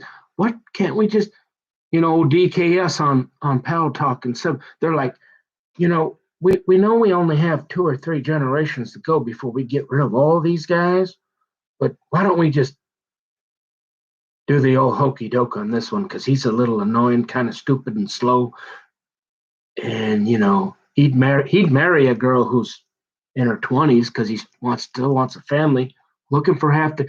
He's kind of a pervert because he'd be like Trump or Dana Perino's husband. He's a pervert though. And now we're going to write something on a piece of paper that makes him look like he's trolling elementary schools. Yeah, with binoculars. Hey, about the worst thing I ever did is look at a Playboy and a MAA. I mean, seriously. And I ain't proud of it. And I'll admit it. It's sin. And to me, marriage is between one man and one woman for life. It's not any sex outside of marriage. God, it's sin. And they're thinking, did he really say that? Yeah, there's a few, but most people won't even say it because either politically they'll get fired, social media, you're done. And it's kind of back to the old where white people used to not hire black people, but it was against the law, but you couldn't prove it, right? But they'd find some other reason and be like, well, you're not qualified or whatever. Or they wouldn't hire a gay person but you couldn't prove it. Well, now you can't prove that they're discriminating against a guy like me. And who knows what they're doing, really. Maybe even trying to murder me. At the very least, terrorize me and my neighbors, probably, and or my friends and my family and my dogs. I don't know. Quite a coincidence. My father in Valley Center, Minnesota, just north of San Diego, just west of Hell's Canyon, Valley Center, right above Castlewood Golf Course. Beautiful. He's got a fire. I don't know. He's lived in California for 50 years.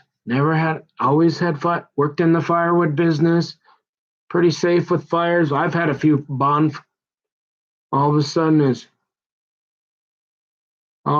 his chimney's on fire, and I'm thinking, what are the odds? I mean, I don't know. Drone, something drop. I don't know. We want to distract Daddy because we gotta stress Daddy out because then it's easier to get to Nikki. Because if we get Nikki drunk and naked or stupid or well, and Daddy's busy, he can't protect little Nicky boy anymore. Besides, he's in California. I don't know. Just a hypothesis. No, just coincidence, right? Yeah, just coincidence. Half of Dad's house burns down last 2 weeks ago, and all this other stuff is happening. Yeah, okay. You're crazy, Nick. Well, yeah, can't prove anything. Strange. And I don't really care what you think anymore. I slept last night. I got a good night's sleep, thank you, Jesus. But as far as life, yeah, I understand why people are frustrated. I can't understand why it's a different mentality. I guess when you grow up in the hood and you are from gangs and different cultures and you hate, I mean, Whitey is the most evil thing on the planet, no matter what, no matter how many people would try to ever help anybody. It doesn't matter. When you get a chance to burn buildings down and go in to steal millions of dollars worth of Rolexes, you do it because you're poor and you're a gangster and you can get away with it. And it's not just black people, but I'm just saying white people, Asian people, whoever, in gangs.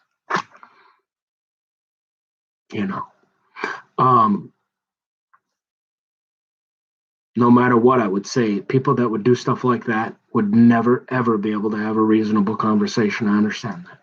Now, or Alexandra Ocasio, I think she's a little more reasonable. And I'm just saying, a lot of stuff she says, I feel like is very valid. How do we come together as a nation? How do we make it fair without making it unfair to the people that came before us, work their tails off? If there's not an incentive, doctor, lawyer, accountant, if there's no longer an incentive to go to school for 8-12 years, go into $250,000 debt, and really have to put your dues in for a decade or two to have a finer life, maybe later on, and have a little extra vacation home or something, and then a nicer car, you turn into Venezuela. It's common, right? And people seem to think, well, because of colonial America, they deserve it. We need to get rid of everything. So we're just going to burn everything down and tear all this stuff. We're going to start. I mean, if y'all want to start over, I mean, hey, that's an option. I don't know how you do that with the military and our government and all that. And I'm not advocating anything, but I'm just saying, as a business, I'm a business major. We're taught in strategic business, you always bring 3 to 5 options to the table so everybody's got a seat at the table, and then we consider the pros and cons, and we come up with 2 or 3 real reasonable options that are viable. I'm saying that's one we can talk about. But what do we do? Okay, it's quiet now. They sort of stopped because Biden. And by the way, he's the absolute last and they tried to turn him into a racist because they got him on a couple, he might have made a couple comments back in 1942 or something. I mean, he's from the old school, but a good, it's, another example. The idea, they're like, this is why I can't stand saying I'm part of any party. I'm like Martin Luther King. I judge a man on the content of his character and not the color of his skin, or even sometimes what comes out of his mouth or what he does. But overall, they like, he's Philly Joe. Oh, Sleepy Joe. Oh, Philly Joe. Hey, go look at some video. Look at his wife. Hey, are you Philly? Hey, that one, what's her name? Hey, he's been married to her for like 100 years. No, 50 years. Man, that gal, I mean, talk about not family, whatever. They all are into, you want to, nepotism goes on in everywhere. But as far as the teacher, the guy, good look, man, you want to talk about a charismatic guy, Biden, back in the day, as charismatic as any. Kind of reminds me of my father, actually. My father was a really good-looking guy, and he could make friends with anybody, and lots of people liked him. That's a whole. But this idea that Biden would have to go around touching women or forcing himself on women, he had to beat them off with a baseball bat, and he's still got a. You want to talk about a looker, huh? Let's see, back in the old timers. Oh, she's a looker. Back in the day, she won half the kingdom, and he's still married to her. She ain't left him. And all their kids are pretty normal. And then all they're going to do is try to attack their character. I can't stand it anymore. That's why I quit the chat.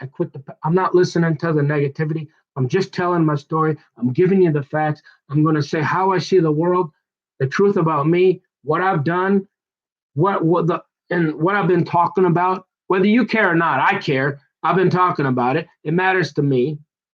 And no matter how simple it is, or whether it's not part of your ideology, it's me, and it's the way I see things.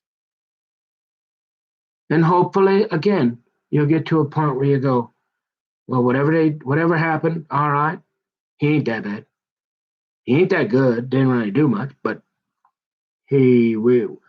we don't need to punch him in the nose. We don't need to hurt him. We don't need to murder him. We don't need to lie about him. We don't need to make stuff up. And we're going to keep whoever's doing that in check. We're going to restrain them. Because, all right, yeah, he's one of them old timers that we can't convince him to stop reading that Bible and having his faith in Jesus Christ and the things that they say are sin for the last 6,000 years and only for like the last 60 years they've been working real hard to get rid of sin, you know. And if that's the only reason they got to off me and get rid of me, hey, yeah, I like naked ladies. Hey, I'd like to get me one naked lady that'll let me look at her naked for the rest of my life.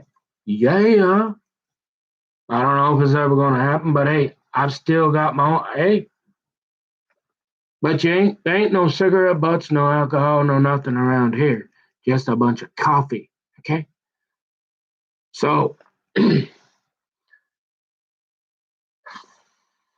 uh, you know, it wasn't going nowhere with Daddy. And until Daddy really be honest and sit down and understand me, and Leslie does, because look, she half the kingdom. She, I must have called her beef curtains or something because she's ruined my. She won't. She's doing everything. All right, she treating me the same. There ain't nothing gonna. I can't go out there. Number one, I don't want to. I mean, other than my daddy's there, and I'd like to have I'd like to have family, blood, and I have quite a background. Remember that girl that when I was like 6 years old, she put me. And I'm not saying that I didn't turn out gay or nothing. I'm just saying, hey, you want to talk about traumatizing a boy and screwing up? You want to talk about gender dysphoria? Hey, 25 years ago, 30, almost 40 years ago, take a boy from Minnesota who is that a regular kid and take oh yeah, it's a good let's dress him up like a girl and put makeup on him and call him Nicky. Oh yeah, and then we're gonna kid. That's gonna be his his nickname. Okay, y'all get away with that now, but they didn't do that. I'm just saying they did some stuff to me. Hey, if you think I'm a little goofy, little hyper, it wasn't all my fault. And I'm trying to make it right. I'm trying to do the best I can. I have the way I see the world because of the way I was raised. And I guess just intrinsically, things like, I suppose to most people, I'm not that conservative. And that's the other thing. You can't put somebody in a box just socially, but I'm that guy arguing at the same time. I'm hanging out with Alexandria Ocasio Cortez, and I'm saying, hey, let's get some more money for them people that'll go pick them mentally challenged people up.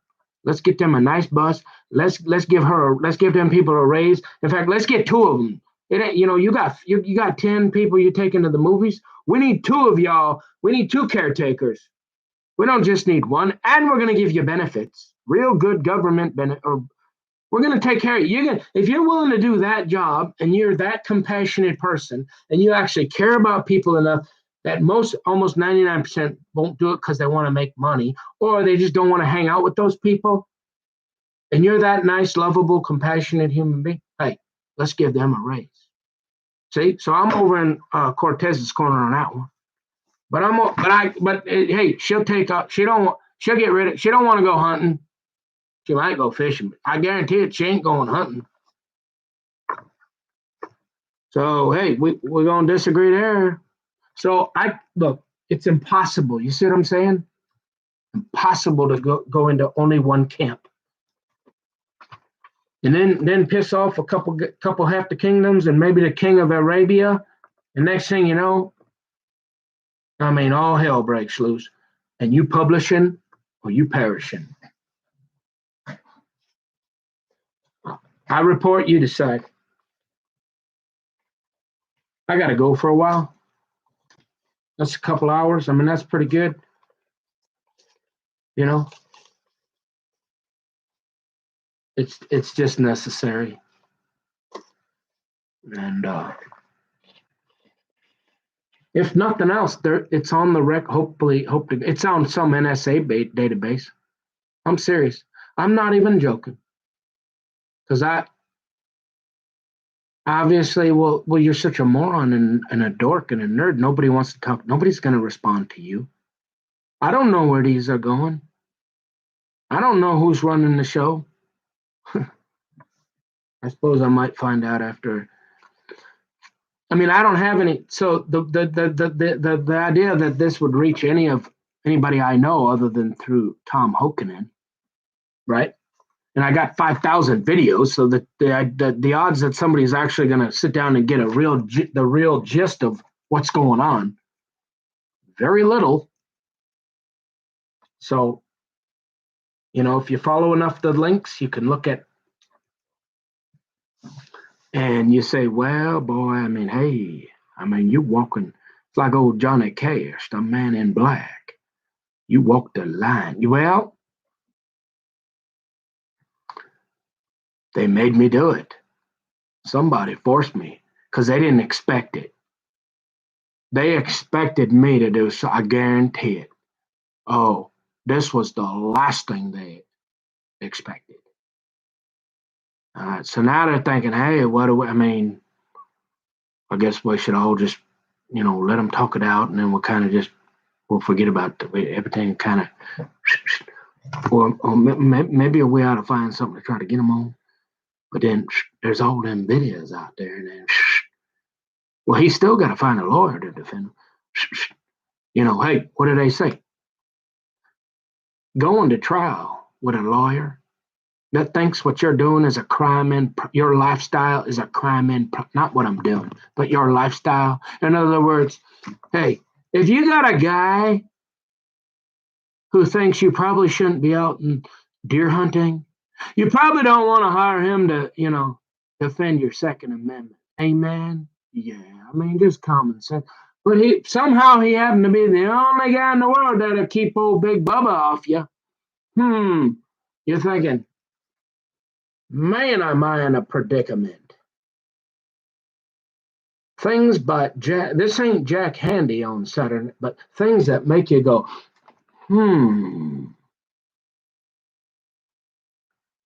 Think about it, folks. And if there's only one or two people, hey, I've prayed over these videos, and I understand. Like most of the people, anybody I ever knew as a kid, they're thinking, oh my goodness, how and that Nick is a holy roller. What in? Hey, we're all look. I'm no different, and that's what I'm trying to say. I made a lot more mistakes and made an ass out of myself. Kids, that's in the King James Bible. So parents, do not say that I broke the G rating. If you can find a word in the King, and look, Song of Solomon's, and you'll see in some of my. Hey, if you ever write your wife a love letter, head on over to Song of Solomon's, boy. You want to talk about XXX rated? Oh boy, and they letting kids read that. Hey, yeah. Hey, they learn how to treat their wife. But if you can find it in there. So I've been an ass, but I don't deserve all this. Oh, it's all in your. No, it ain't. Oh, no, I'm not. Oh, no, I'm not. And so, fair and balanced. No, this ain't Fox News. And I don't watch, honest.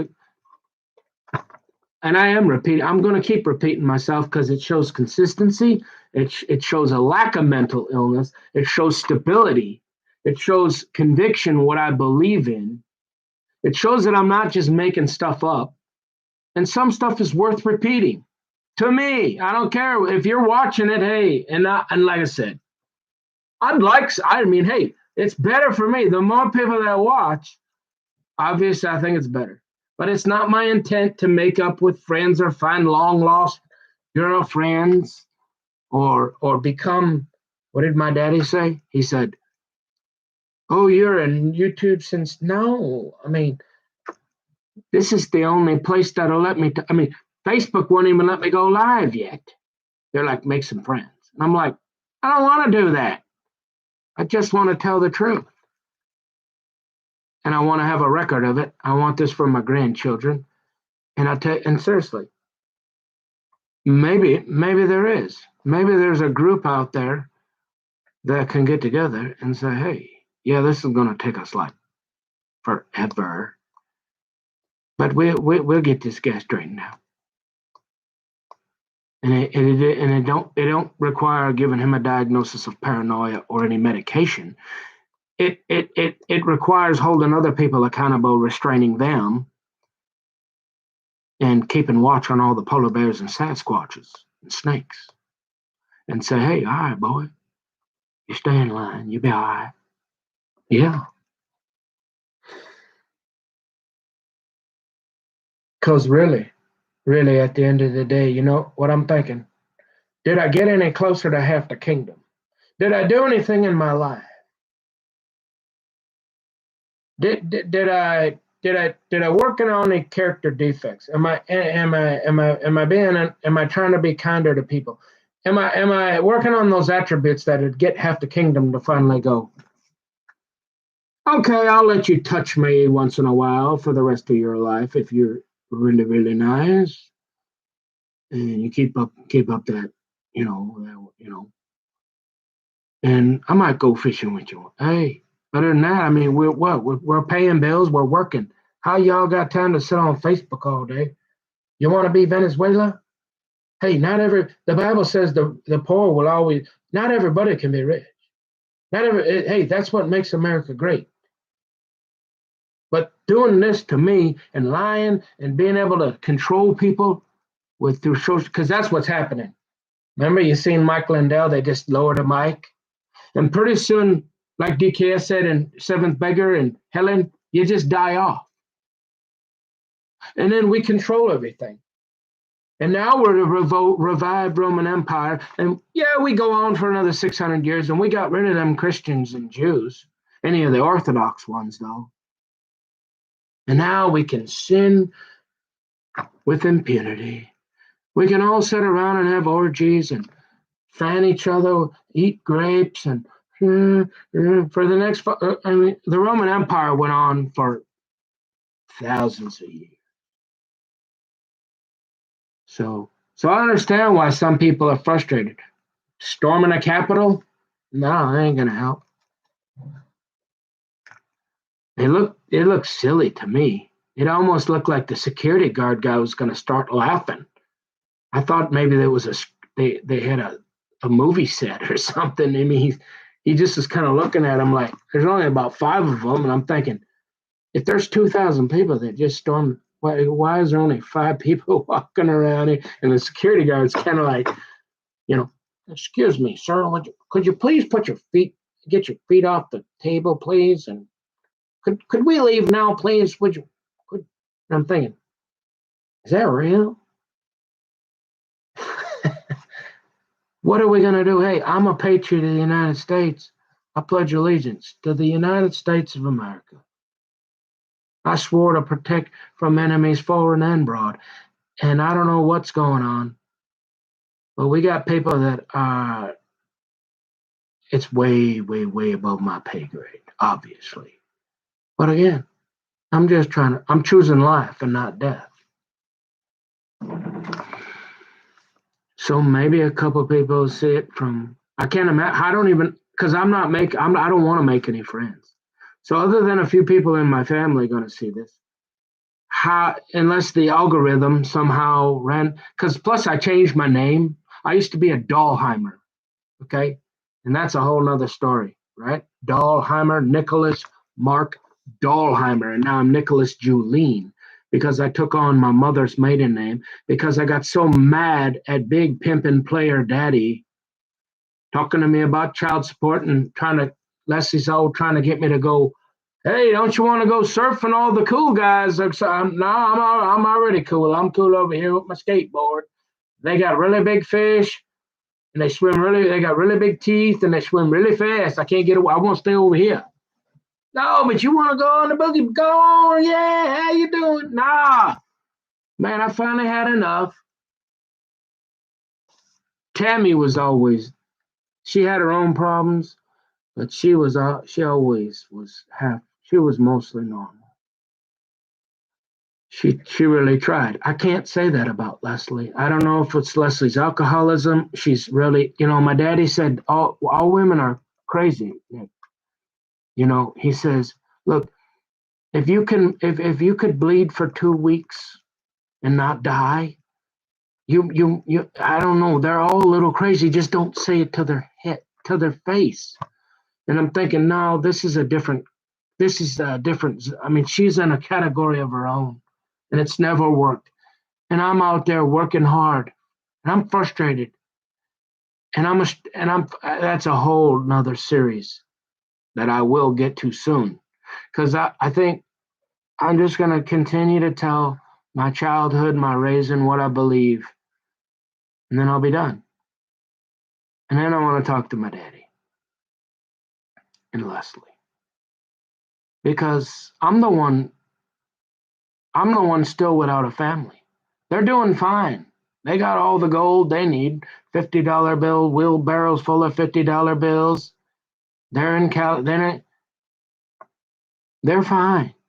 I'm here with not a whole lot. And if I thought I could make it work, well, any guy with a half a brain would figure that out. And I got upset, and I got so mad at my dad, I changed my name to my mother's maiden name. You know, as I like that name anyways. Except they call me Julie now. Is your name Julie? I'm thinking, don't you see my big, thick, hairy man beard? Do I look like a woman to you? And I'm thinking, so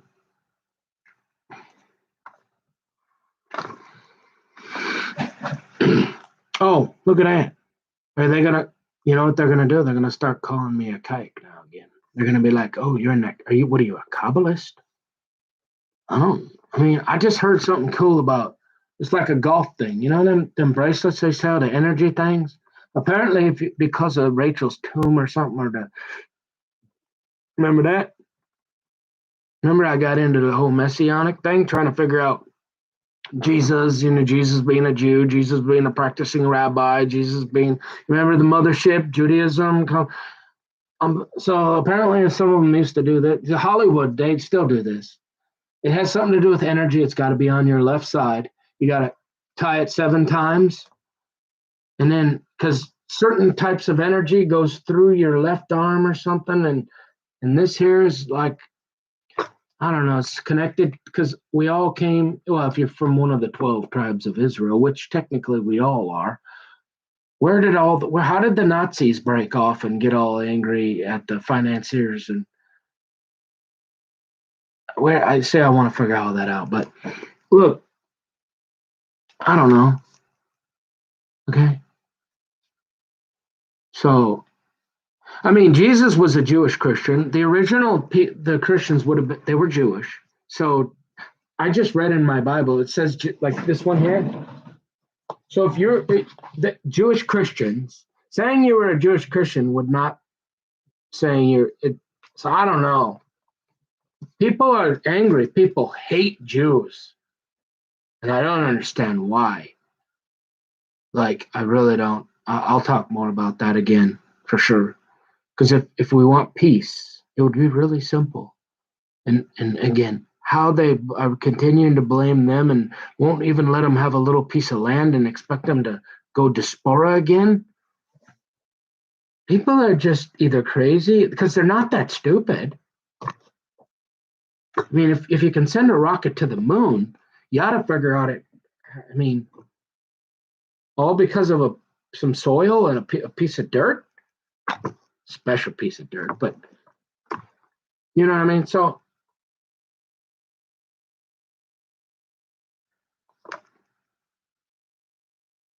yeah. Uh, I don't know. I suppose I was going to stop at 2 hours, but you know, hey, I got 44 years of stories and experiences and recollection. And in order to I really believe, because if you looked at me on paper, you guys got you know, 4 DUIs over 40 years, right? And that, remember, and it's a couple small amount of marijuanas, right? Remember?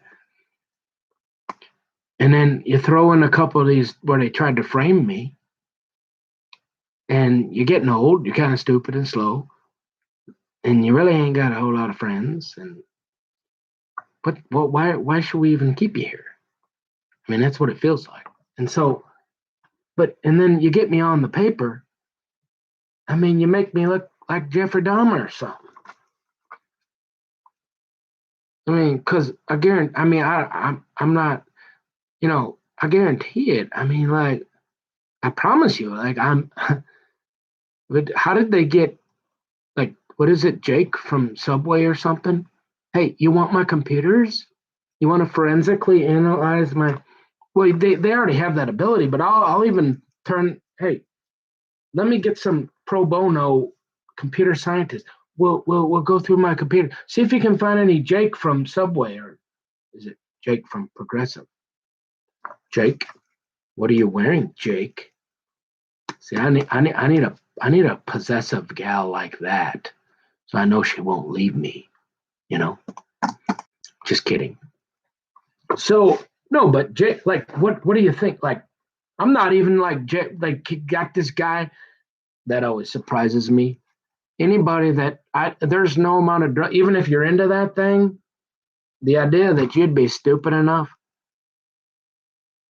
to, when every single keystroke and every little thing is going into some NSA database, and if you piss off Secret Doctrine, Jeremy, Kyle, Katie,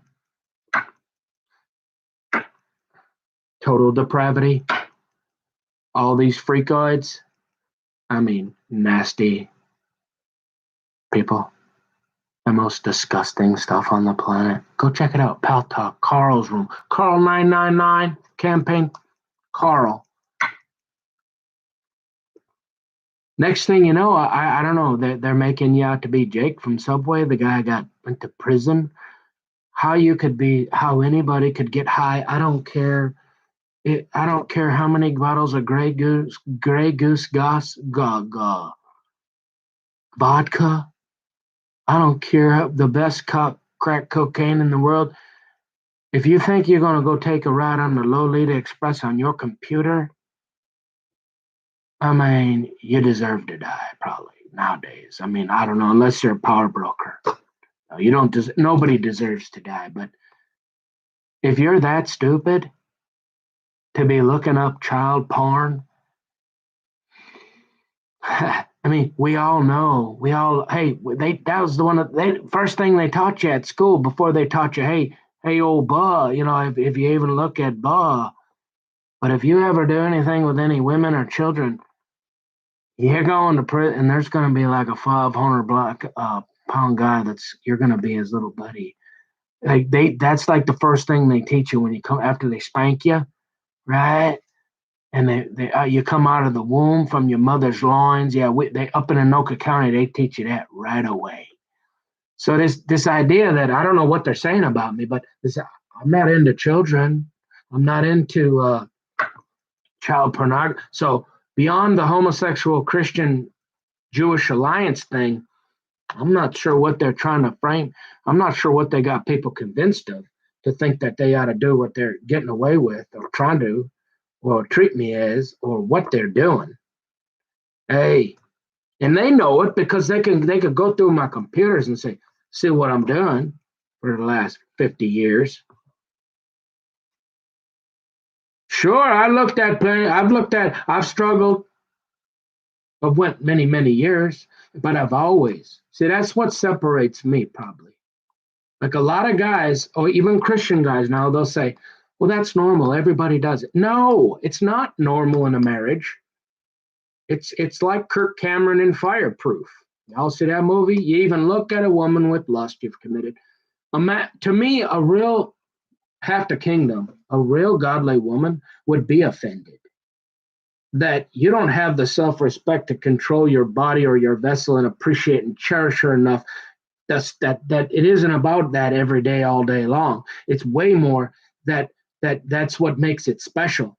That time apart and looking forward to that intimate moment alone, not that we share it with anybody but one person, and it makes it all that greater when you're together and you get to do it. And that if you'd be some guy that can't even, what kind of woman, to me, a real woman, and you say, oh God, are you a dinosaur, man? Like it's 2000. No. I mean, this to me, this is, yeah, do I live that way all the time? No, but that's the goal. I mean, this is the kind of things I learned on Christian Chat. I still struggle with naked ladies, especially with the way they dress. I turn the TV, half of them don't even wear a shirt anymore. Hey, I'm a guy. I like naked ladies. Yeah. But I wish I could have one. And I wish I try to control my, I'm not out of control, Jeffrey Dahmer, like I got to go, Jake Subway on you. But, and that's what they like to say. Oh, he's a pervert now. He's look at what he's talking about. No, I'm just saying that's what they'll say to you. I want a woman that expects her husband to love her and cherish her body and the time with her, that he doesn't need or desire to go on the internet. Like he just gets a drink or two in him, or he sees a gal at the bar and now he's sleeping with her. No, I mean, isn't that, you wonder why they created the feminist movement. You wonder why they started burning their bras and say, hey, well, you're not chaining us to the bedroom and the kitchen sink anymore while y'all running around like daddy and go play poker and spend all the money and get drunk, and then you're having sex, and now you're looking at porn and you think, I'm going to stick around for this? It's no wonder they got all crazy. So, no, I want a woman that says, hey, boy, I mean, hey, I'm going to let you touch me once in a while, but you better, hey, I better not catch you over there looking on that computer at some of them other girls. Or what. I mean, hey, what do I want you for? Hey, if anybody can have it, hey. So I guess that to me, that's from pretty basic Christianity too, right? And you'd think that is extreme nowadays. Or they won't talk. There's lots of millions that think like that, but they won't talk about it because they'll call you a pervert. But yet women can walk around in half their clothes or look at all the porn, go to all the hook. That's normal. But if a guy would want to talk about family values and how we should probably not look at that, that's perverted now. You see how the devil got it up, down, left, right? Yeah. And now he's crazy. Oh, he's probably like that guy from Subway. We got to get him. I don't know. Something like that. Because I'm only half a weirdo. I only like to write love letters, to strangers, once or twice. And then you figure out, hey, I can probably order salad around here. I mean, I can get some salad somewhere else. I mean, hey, how many times you going to ask for some salad and they say, we ain't got no salad here. And even if we did, we wouldn't give it to you. And that's cool. You're a Christian, whatever. There's lots of Christians. But we can have salad with anybody. And we're not interested in anything about salad with you, dude. Move on. Okay. I got it. I'm only half a weirdo. Yeah.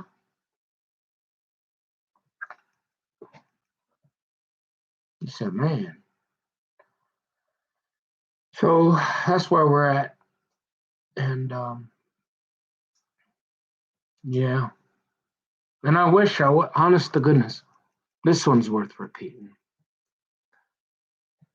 There's a couple, I wish if I could go back, kids, I would find a woman and I would treat her right and love her and cherish her like the Bible says, and I would stay with her. And I would never think it was okay to go anywhere else. I would want to have the rest of my life with one woman. That's it. If you can believe it or not, that would be one of the very first things I would do. And I only had few girlfriends. There was a time there I had to beat them off with a baseball bat, but I wasn't interested in them. That's why they weren't my girlfriend. But as far as ones that wanted me and I wanted them, yeah, I only had a few of them. Okay. Little bit of experience, kind of. Yeah.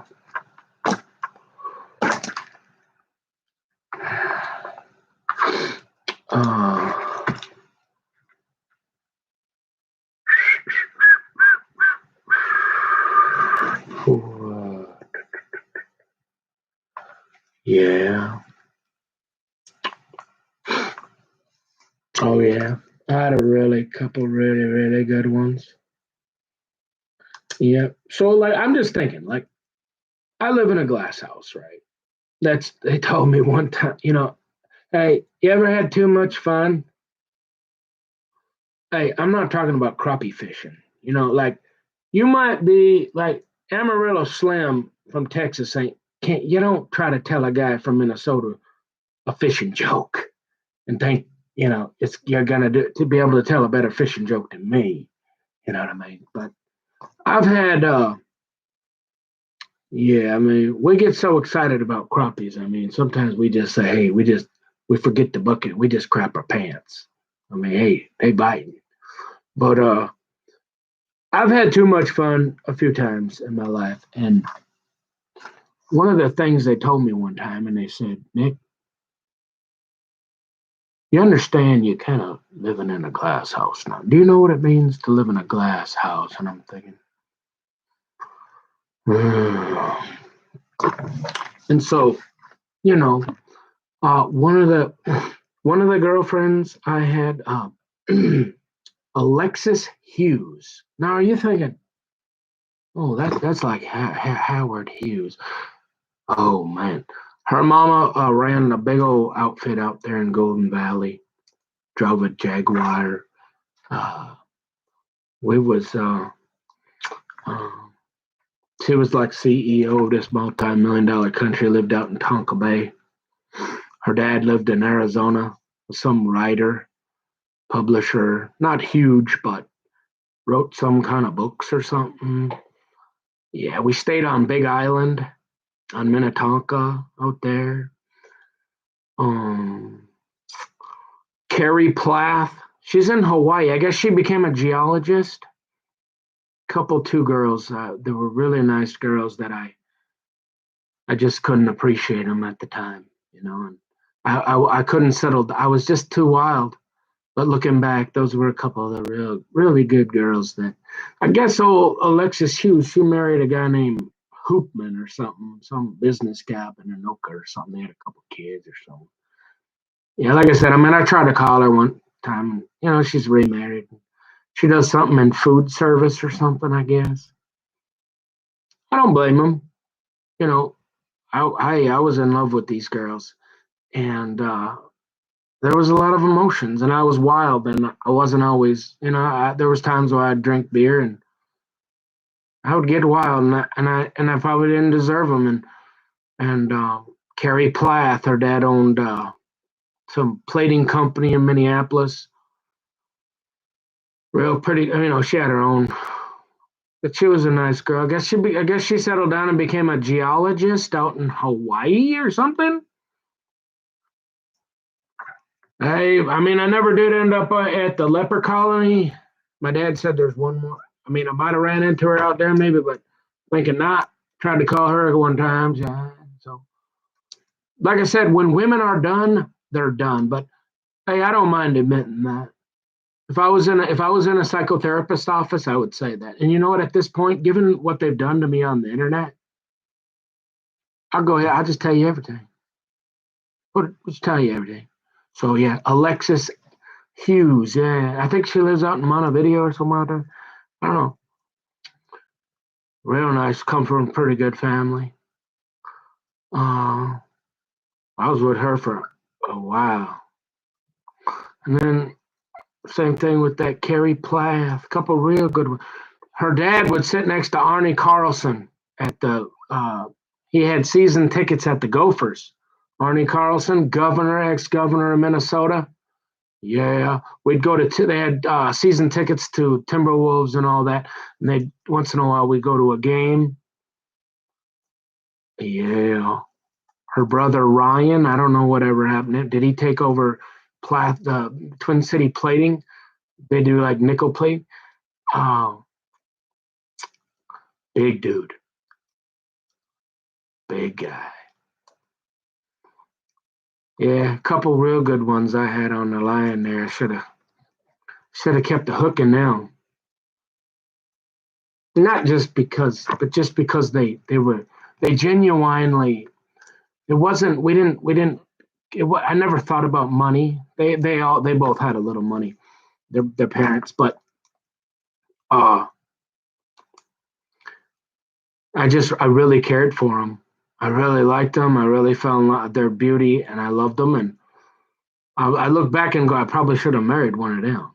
You know, if I'd had a dad that settled down, up at the old snack bar at old Greenhaven up there, old daddy would have been, hey boy, hey, you say, look here, son, you need to settle down. I want you to go talk to that one there. Yeah, half the kingdom, but hey, you live, you learn. So I ain't this guy over in the corner picking my nose, eating my boogers, having old Cal and Jeremy and Secret Doctrine threaten me no more, boy. All right, and whoever else they're connected to. Because look, you're on pal. You don't know who. Look, most of them guys are harmless. They just run in their mouth. But somebody was trying to get to me. So go look up these people. Go look up my story, and by me, you can corroborate my story. Those girls want nothing to do with me. I already been honest. I tried. They won't talk to me. I was a wild. When I drank beer, like I said, I never did find anybody that could ever drink me under the table. Nobody. I'm not proud of that. But I wasn't into alcohol. I just drank beer, and I drank quite a bit. Never crashed into a car. Got pulled over, but never ever ran into any buildings except for, but I wasn't drinking. Very first car I got, I told y'all about that. Gregory Troy, accountant, CPA, Ham Lake, Minnesota, Catholic. Yeah. Same church as Jane and Tom Eisenshank, Stephanie Eisenshank, man. I mean, we grew up together.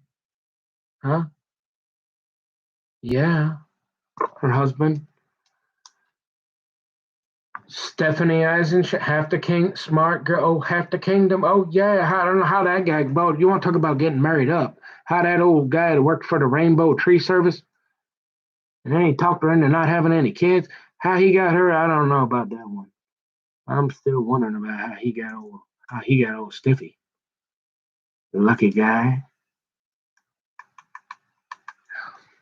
Tom grew up with Matt Eisenshank, sending a rocket to the moon. But oh, by the way, I'm kind of like that guy out there, Honeywell. Yeah, I think I'll go to school for 20 years, and then I think I'll go put playgrounds together. Married a veterinarian. Oh, see, I got some pretty normal people around me. All right. I grew up and know some normal people. Now, I didn't end up so normal, mostly because I was sloughing off, and that's why they won't talk to me. Right. But hey, my life matters. Black lives matters. Asian lives matter. Native American lives matter. Oh, purple lives matter. All lives matter. Can we just say all? We should all try to get along and figure out. But this whole you got to figure a way so we can stop breaking in places and stop hurting. Let's try to help the most people with the most amount with what we got, because we got a lot. We only got so many resources. Only a few people get to sit home and eat Cheetos in Mama's basement and play video games all their life. Very few should get away with that. We got to try to do something, and do something productive. And I'm saying let's get along. And I don't see how we do it. Like I said, I mean, without Jesus coming back on a white horse, flaming fires, to gather up the saints and judge the world, and go, pray to God, I hope I'm one of them. I hope that God, he looks at me one day and says, good and faithful servant. Because, like I said, I've liked naked ladies, not children, naked ladies, 18 and above, yeah, guilty. Like my dad says, Me too. Uh, Not bad if you can get it right. Not a bad gig. Um, not much that separates us and the old Donnie Trumps of the world. Say the only difference between a guy like me that would marry an 18-year-old girl or a 20-year-old gal and have babies and marry her. Okay, we're not talking cheat and just trade her in later, but fall in love and be with her for the next 50 years and a creeper. A few zeros in your bank account. That'll fix everything. That changes everything. Just some facts in life. You said, well, we already know that. You're poor, stupid, and dumb, Nick. But you thought I didn't know that. You thought I'd never learn that. You thought I'd take all this laying down. Or you thought there's no way this he'd ever make it this far or get to yapping on the videos for the whole world to hear. No way. That guy, no way he could have got there. Well, Jesus is real. God is real. Hashem, whatever you want to call him. Still working on that one. I don't know.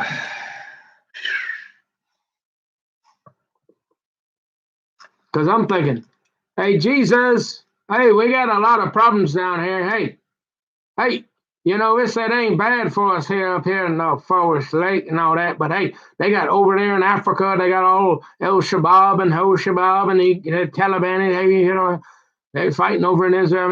Hey, Jesus, hey, you can come back now. It's all right. Hey, where are you at? Let's go. Come on, let's sort this out. I mean, you've been saying it a couple thousand years. Where you at? Like, we need you. Can we, so it's all right for some of us, but we got lots of problems here and we can't seem to fix them for the last 6,000 years, depending on who you talk to. That one guy down there that wants to get me, he want me to go away. He says it's 200 million years and we came from a fish. And he wants me to jump in a 6-foot hole for him so you don't have to hear this. Nah. I'll see you later. That's what's up. Like me, don't like most people. Yeah, most people don't like me.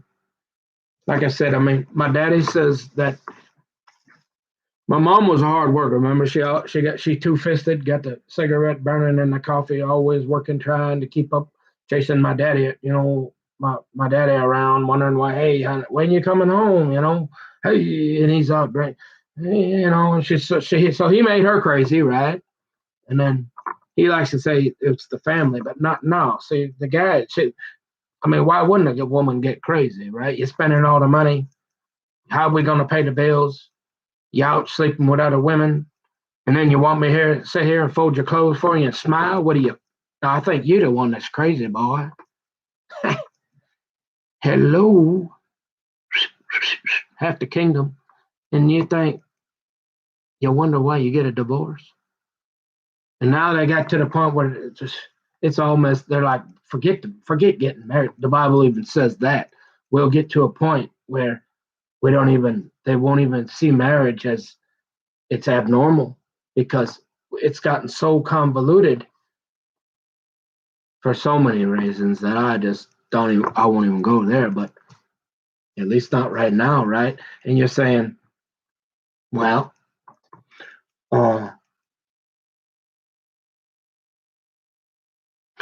my daddy tries to blame it, says, because mommy was always tired. She's stressed out. She's chasing him around town, trying to figure out how are we going to pay the bills now? You gambled the money on the football and you're drunk again. And now you want me to be your woman, but you want next week and so she got to finally go to sleep. So she locked me in the closet because she don't want me to run out in the street and get run over by a car. So apparently daddy says I ate some paint chips got me a little extra lead or something in my diet. And that's what made me a little hyper. That, and then all the caffeine. She never did quit smoking. One after another, I guess. And then all the caffeine, and between that and the paint chips, they said that's what gave him a hyperactivity, I guess. It's my daddy's theory. And so that kind of got to annoying people. But like I said, I had a few along the way where they loved me and they cared. They really cared for me. But then I had my own problems, like naked ladies once in a while too. Like to drink that beer.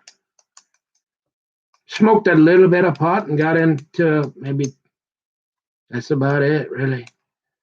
And now I'm an old guy with somebody trying to frame my friends and neighbors or hurt me and my family or start fires or we got this one guy, what's his name? Oh, Bad Boy. Bad Boy says, we got good conflict resolution, gasoline and matches. And I'm thinking, you're a Marine, you're keeping your head on a swivel, and you're from Camp Pendleton, Oceanside, and I'm thinking, and you got that gal, what's her name? Miss Melly? And you're from Tennessee and you don't like fit, but you live in Minnesota and you work for Domino's? But when you move to Minnesota, I don't care if you're Amarillo Slim. I mean, you got to at least have a fishing joke or like to go fishing. I mean, you can't come at me and say, I don't like to eat fish. You think I'm going to trust you? I mean, this is the land of 10,000 lakes, sir. Head on a swivel and I come, hey, I mean, what, Miss Melly and Bad Boy? I mean, come on. What's going on here? Something's kind of, hello. I was actually going to go be a general manager. I was thinking about it for about 5 minutes. So for old Bad Boy, what is it? Joseph, he likes to call himself Joseph, or is his name Brett? I don't know. He would go by Brett back on ChristianChat.com. Says he's worked for Domino's for 25 years. He's been building a pizza empire. I'm saying, okay. But when he said I would make a good housewife, we had a falling out. He was my favorite guy on the internet, actually. Met him back on Christian. He took off on RoboOp, too, because RoboOp tried to scandalize him. RoboOp was always trying to he chased so many people off. Bad Boy. He was I always said if I wasn't going to be a camper, I was going to be a bad boy. Bad boy, what you going to do? What you going to do when they come for you? And you know what? He was my favorite, because he kind of had he's kind of prolific chatter and kind of little bit of a sarcastic kind of like me. And I liked him. But when he said I would make a good house, old Eisenschenk there, hey, if you got a woman hey, I'll be a stay-at-home daddy, I mean, hey, you got a veterinarian. But last time I looked, I don't have the anatomy to be a good housewife, okay? Last time I checked. Now, if it would have said house husband, I could have worked with that. But ever since, for some reason, it's like, remember back in the old mean streets of Coon Rapids, we used to say, hey, them some fighting words. I'm gonna get, hey, if you say that, I'm gonna call up I'm gonna get old Faulkner on the horn, boy, and y'all, that's it. I mean, if you would have said that to me back then, I would have called old Bub, and he would have taken. I mean, I don't know why he said that to me. And after he said that, I said, I'm done. I'm done with Pal Talk. I'm not listening to the negativity no more. That was the final. I'm like, now the only reason I'm staying on Pal Talk is to hang out with Mr. Domino's. And I had another friend, was it Steve Hooney? He was international Domino's. Brett, Joseph, I don't know. Joe's Funhouse, you tell me. Whoever the bad boy is. Secret undercover, CIA, I don't know. Above the law, you tell me. The mountain goat likes to go out to Montana. Is he the mountain goat? I don't know who he is. Says he makes pizza. Seemed like a pretty smart guy to be making pizza, especially if he's in the military. My, I'm just like a Spencer Pratt. I like FBI negotiator novels and special ops. No, I'm not into the whole rock thing, but I'm still looking for old Spidey. I need an old Heidi to come and say, hey, hey, when the whole world hates you, I'll be there for you. Yeah. So as far as that goes, I don't know who he is. Used to like the Vikings, tells those stories. So, but I was going to meet up with him a couple times, but other than that, all these years, and I've seen a few people get married from Christian chat, maybe 34. So I always knew it was possible, and it was never my intention. Obviously, in IRC, no, I mean, I never made, other than Mike Walker,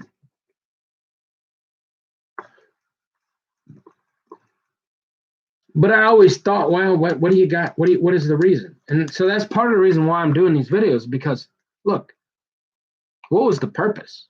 If only a few people heard my thoughts, and they mostly put a red dot, called me a pervert and a weirdo, and now they're trying to kill me. Now they're trying to murder me, and you want me to be quiet?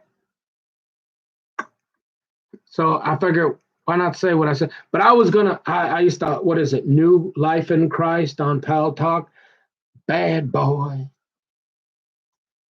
And so I was gonna hang out. I wanted to hang out with that guy, but then I'm telling you, I mean, look, I know my sister dressed me up as a girl and put makeup on me and called me Nikki. And hey, I did go to the gay 90s one time. I stayed at a Holiday Inn Express once or twice. And, I had a few gay friends along the way.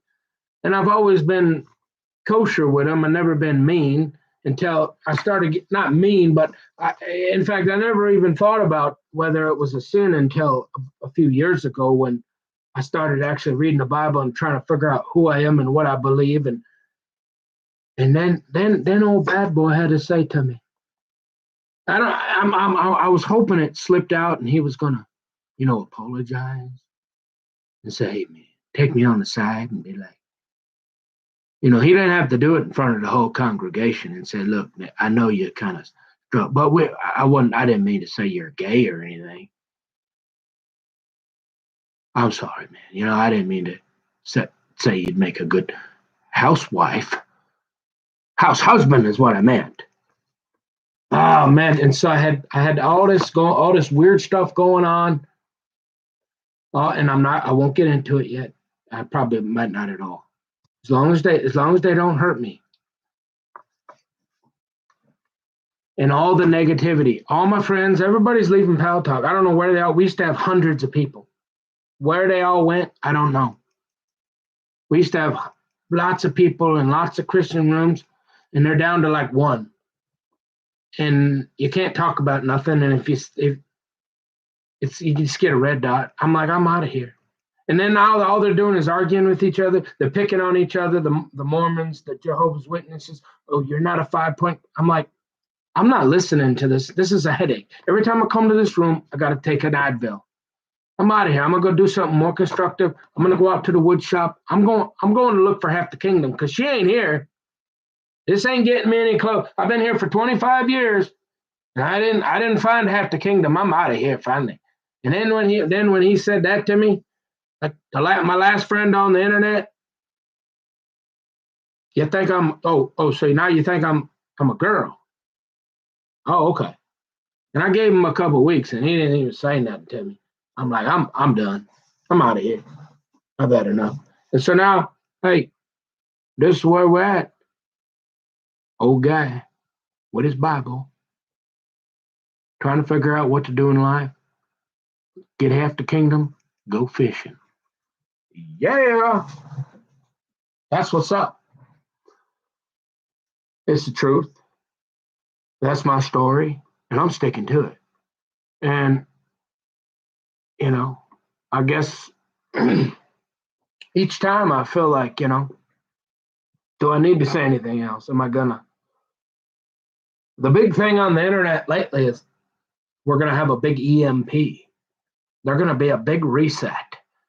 You know, this electrical system, old granddaddy Trump, you know, that guy that wasn't a nice guy, but he was, I mean, other than being kind of a jerk like me, I guess, pretty good president. Now, Alexandria or never again, Alexandria Cortez Ocasio, never again. Oh, now I'm out. Oh, you just said that. I don't know. Other than him being a jerk. So don't like me. I'm a deplorable to him. But what are we gonna do? I'm from America. I say we don't burn everything down. We try to get along. Where do we go? What do I do? Lots of people. Like I said, I mean, hey, a guy like me.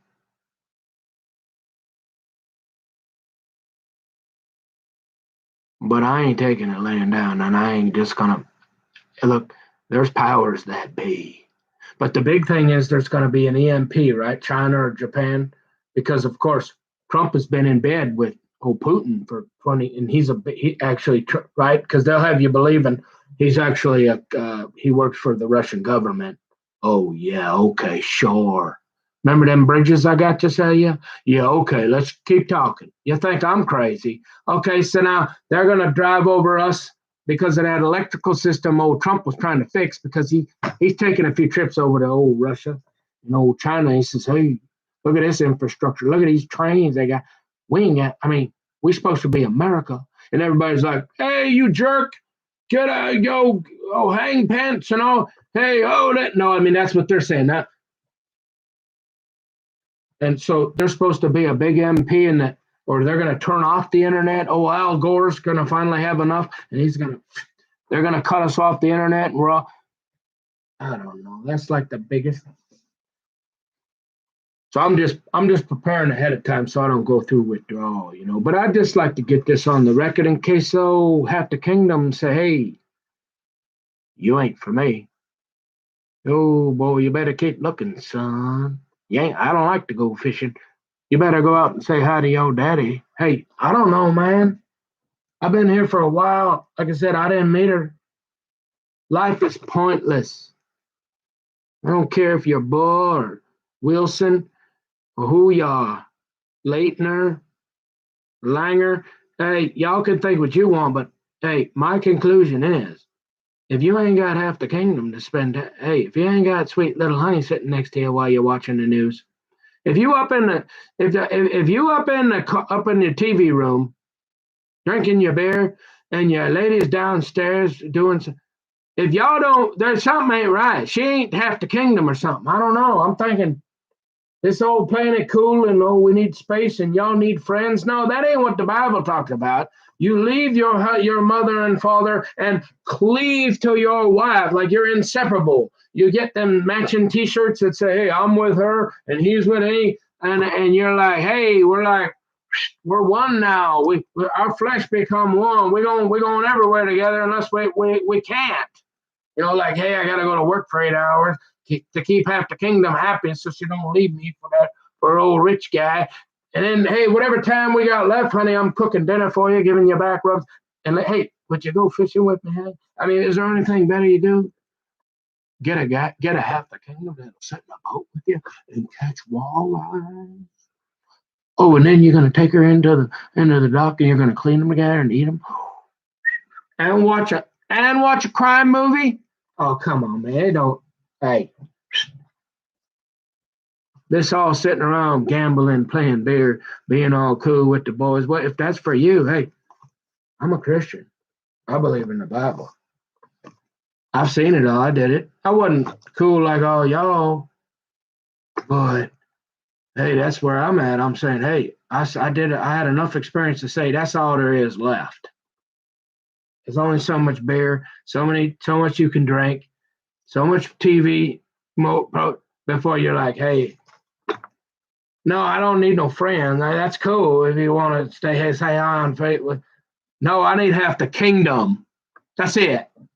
That's all I want, man. Oh, you desperate.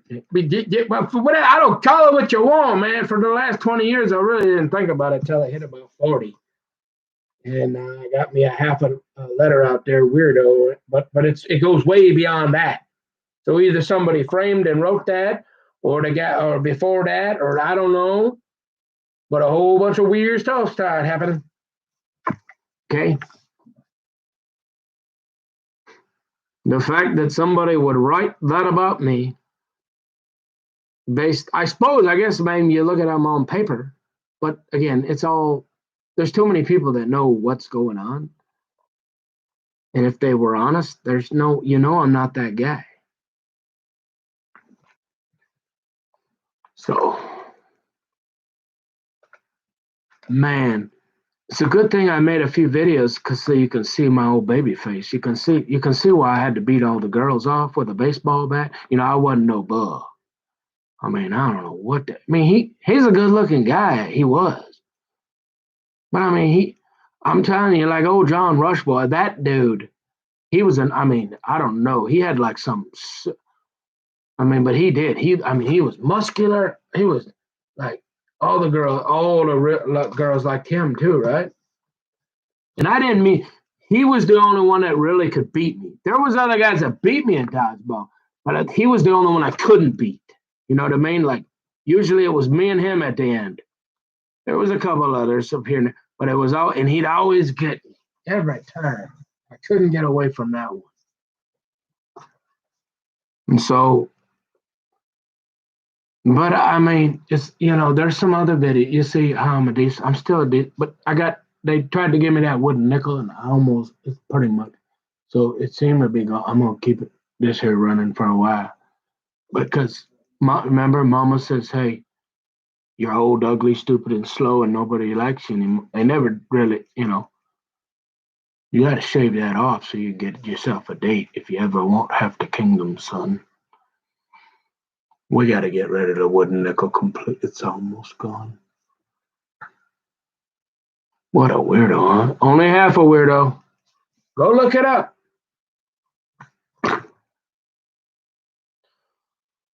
So, this is way more important than writing another stupid Apple paper for the 50,000th time, all for what?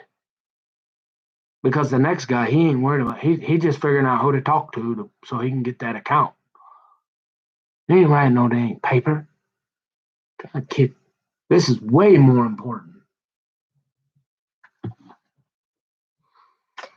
Because if they do something to me, hopefully sometime somebody will pull something from somewhere and my legacy will live on. So, well, we better go to. No, I mean, it's been relatively, but I ain't been out there. I'll be honest. I don't know what, because I've been inside. Because of all the weird stuff. It's been a while.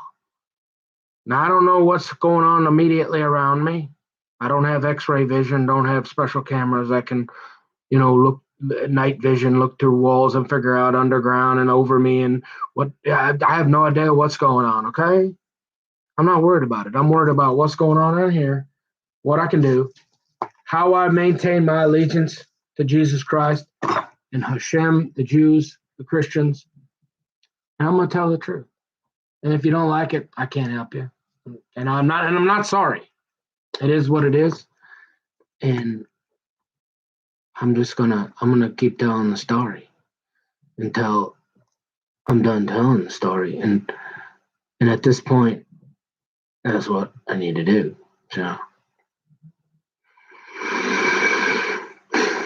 anyways, I love you and appreciate you. So y'all take care and y'all come back, you hear? See you later. God willing, you'll see me again.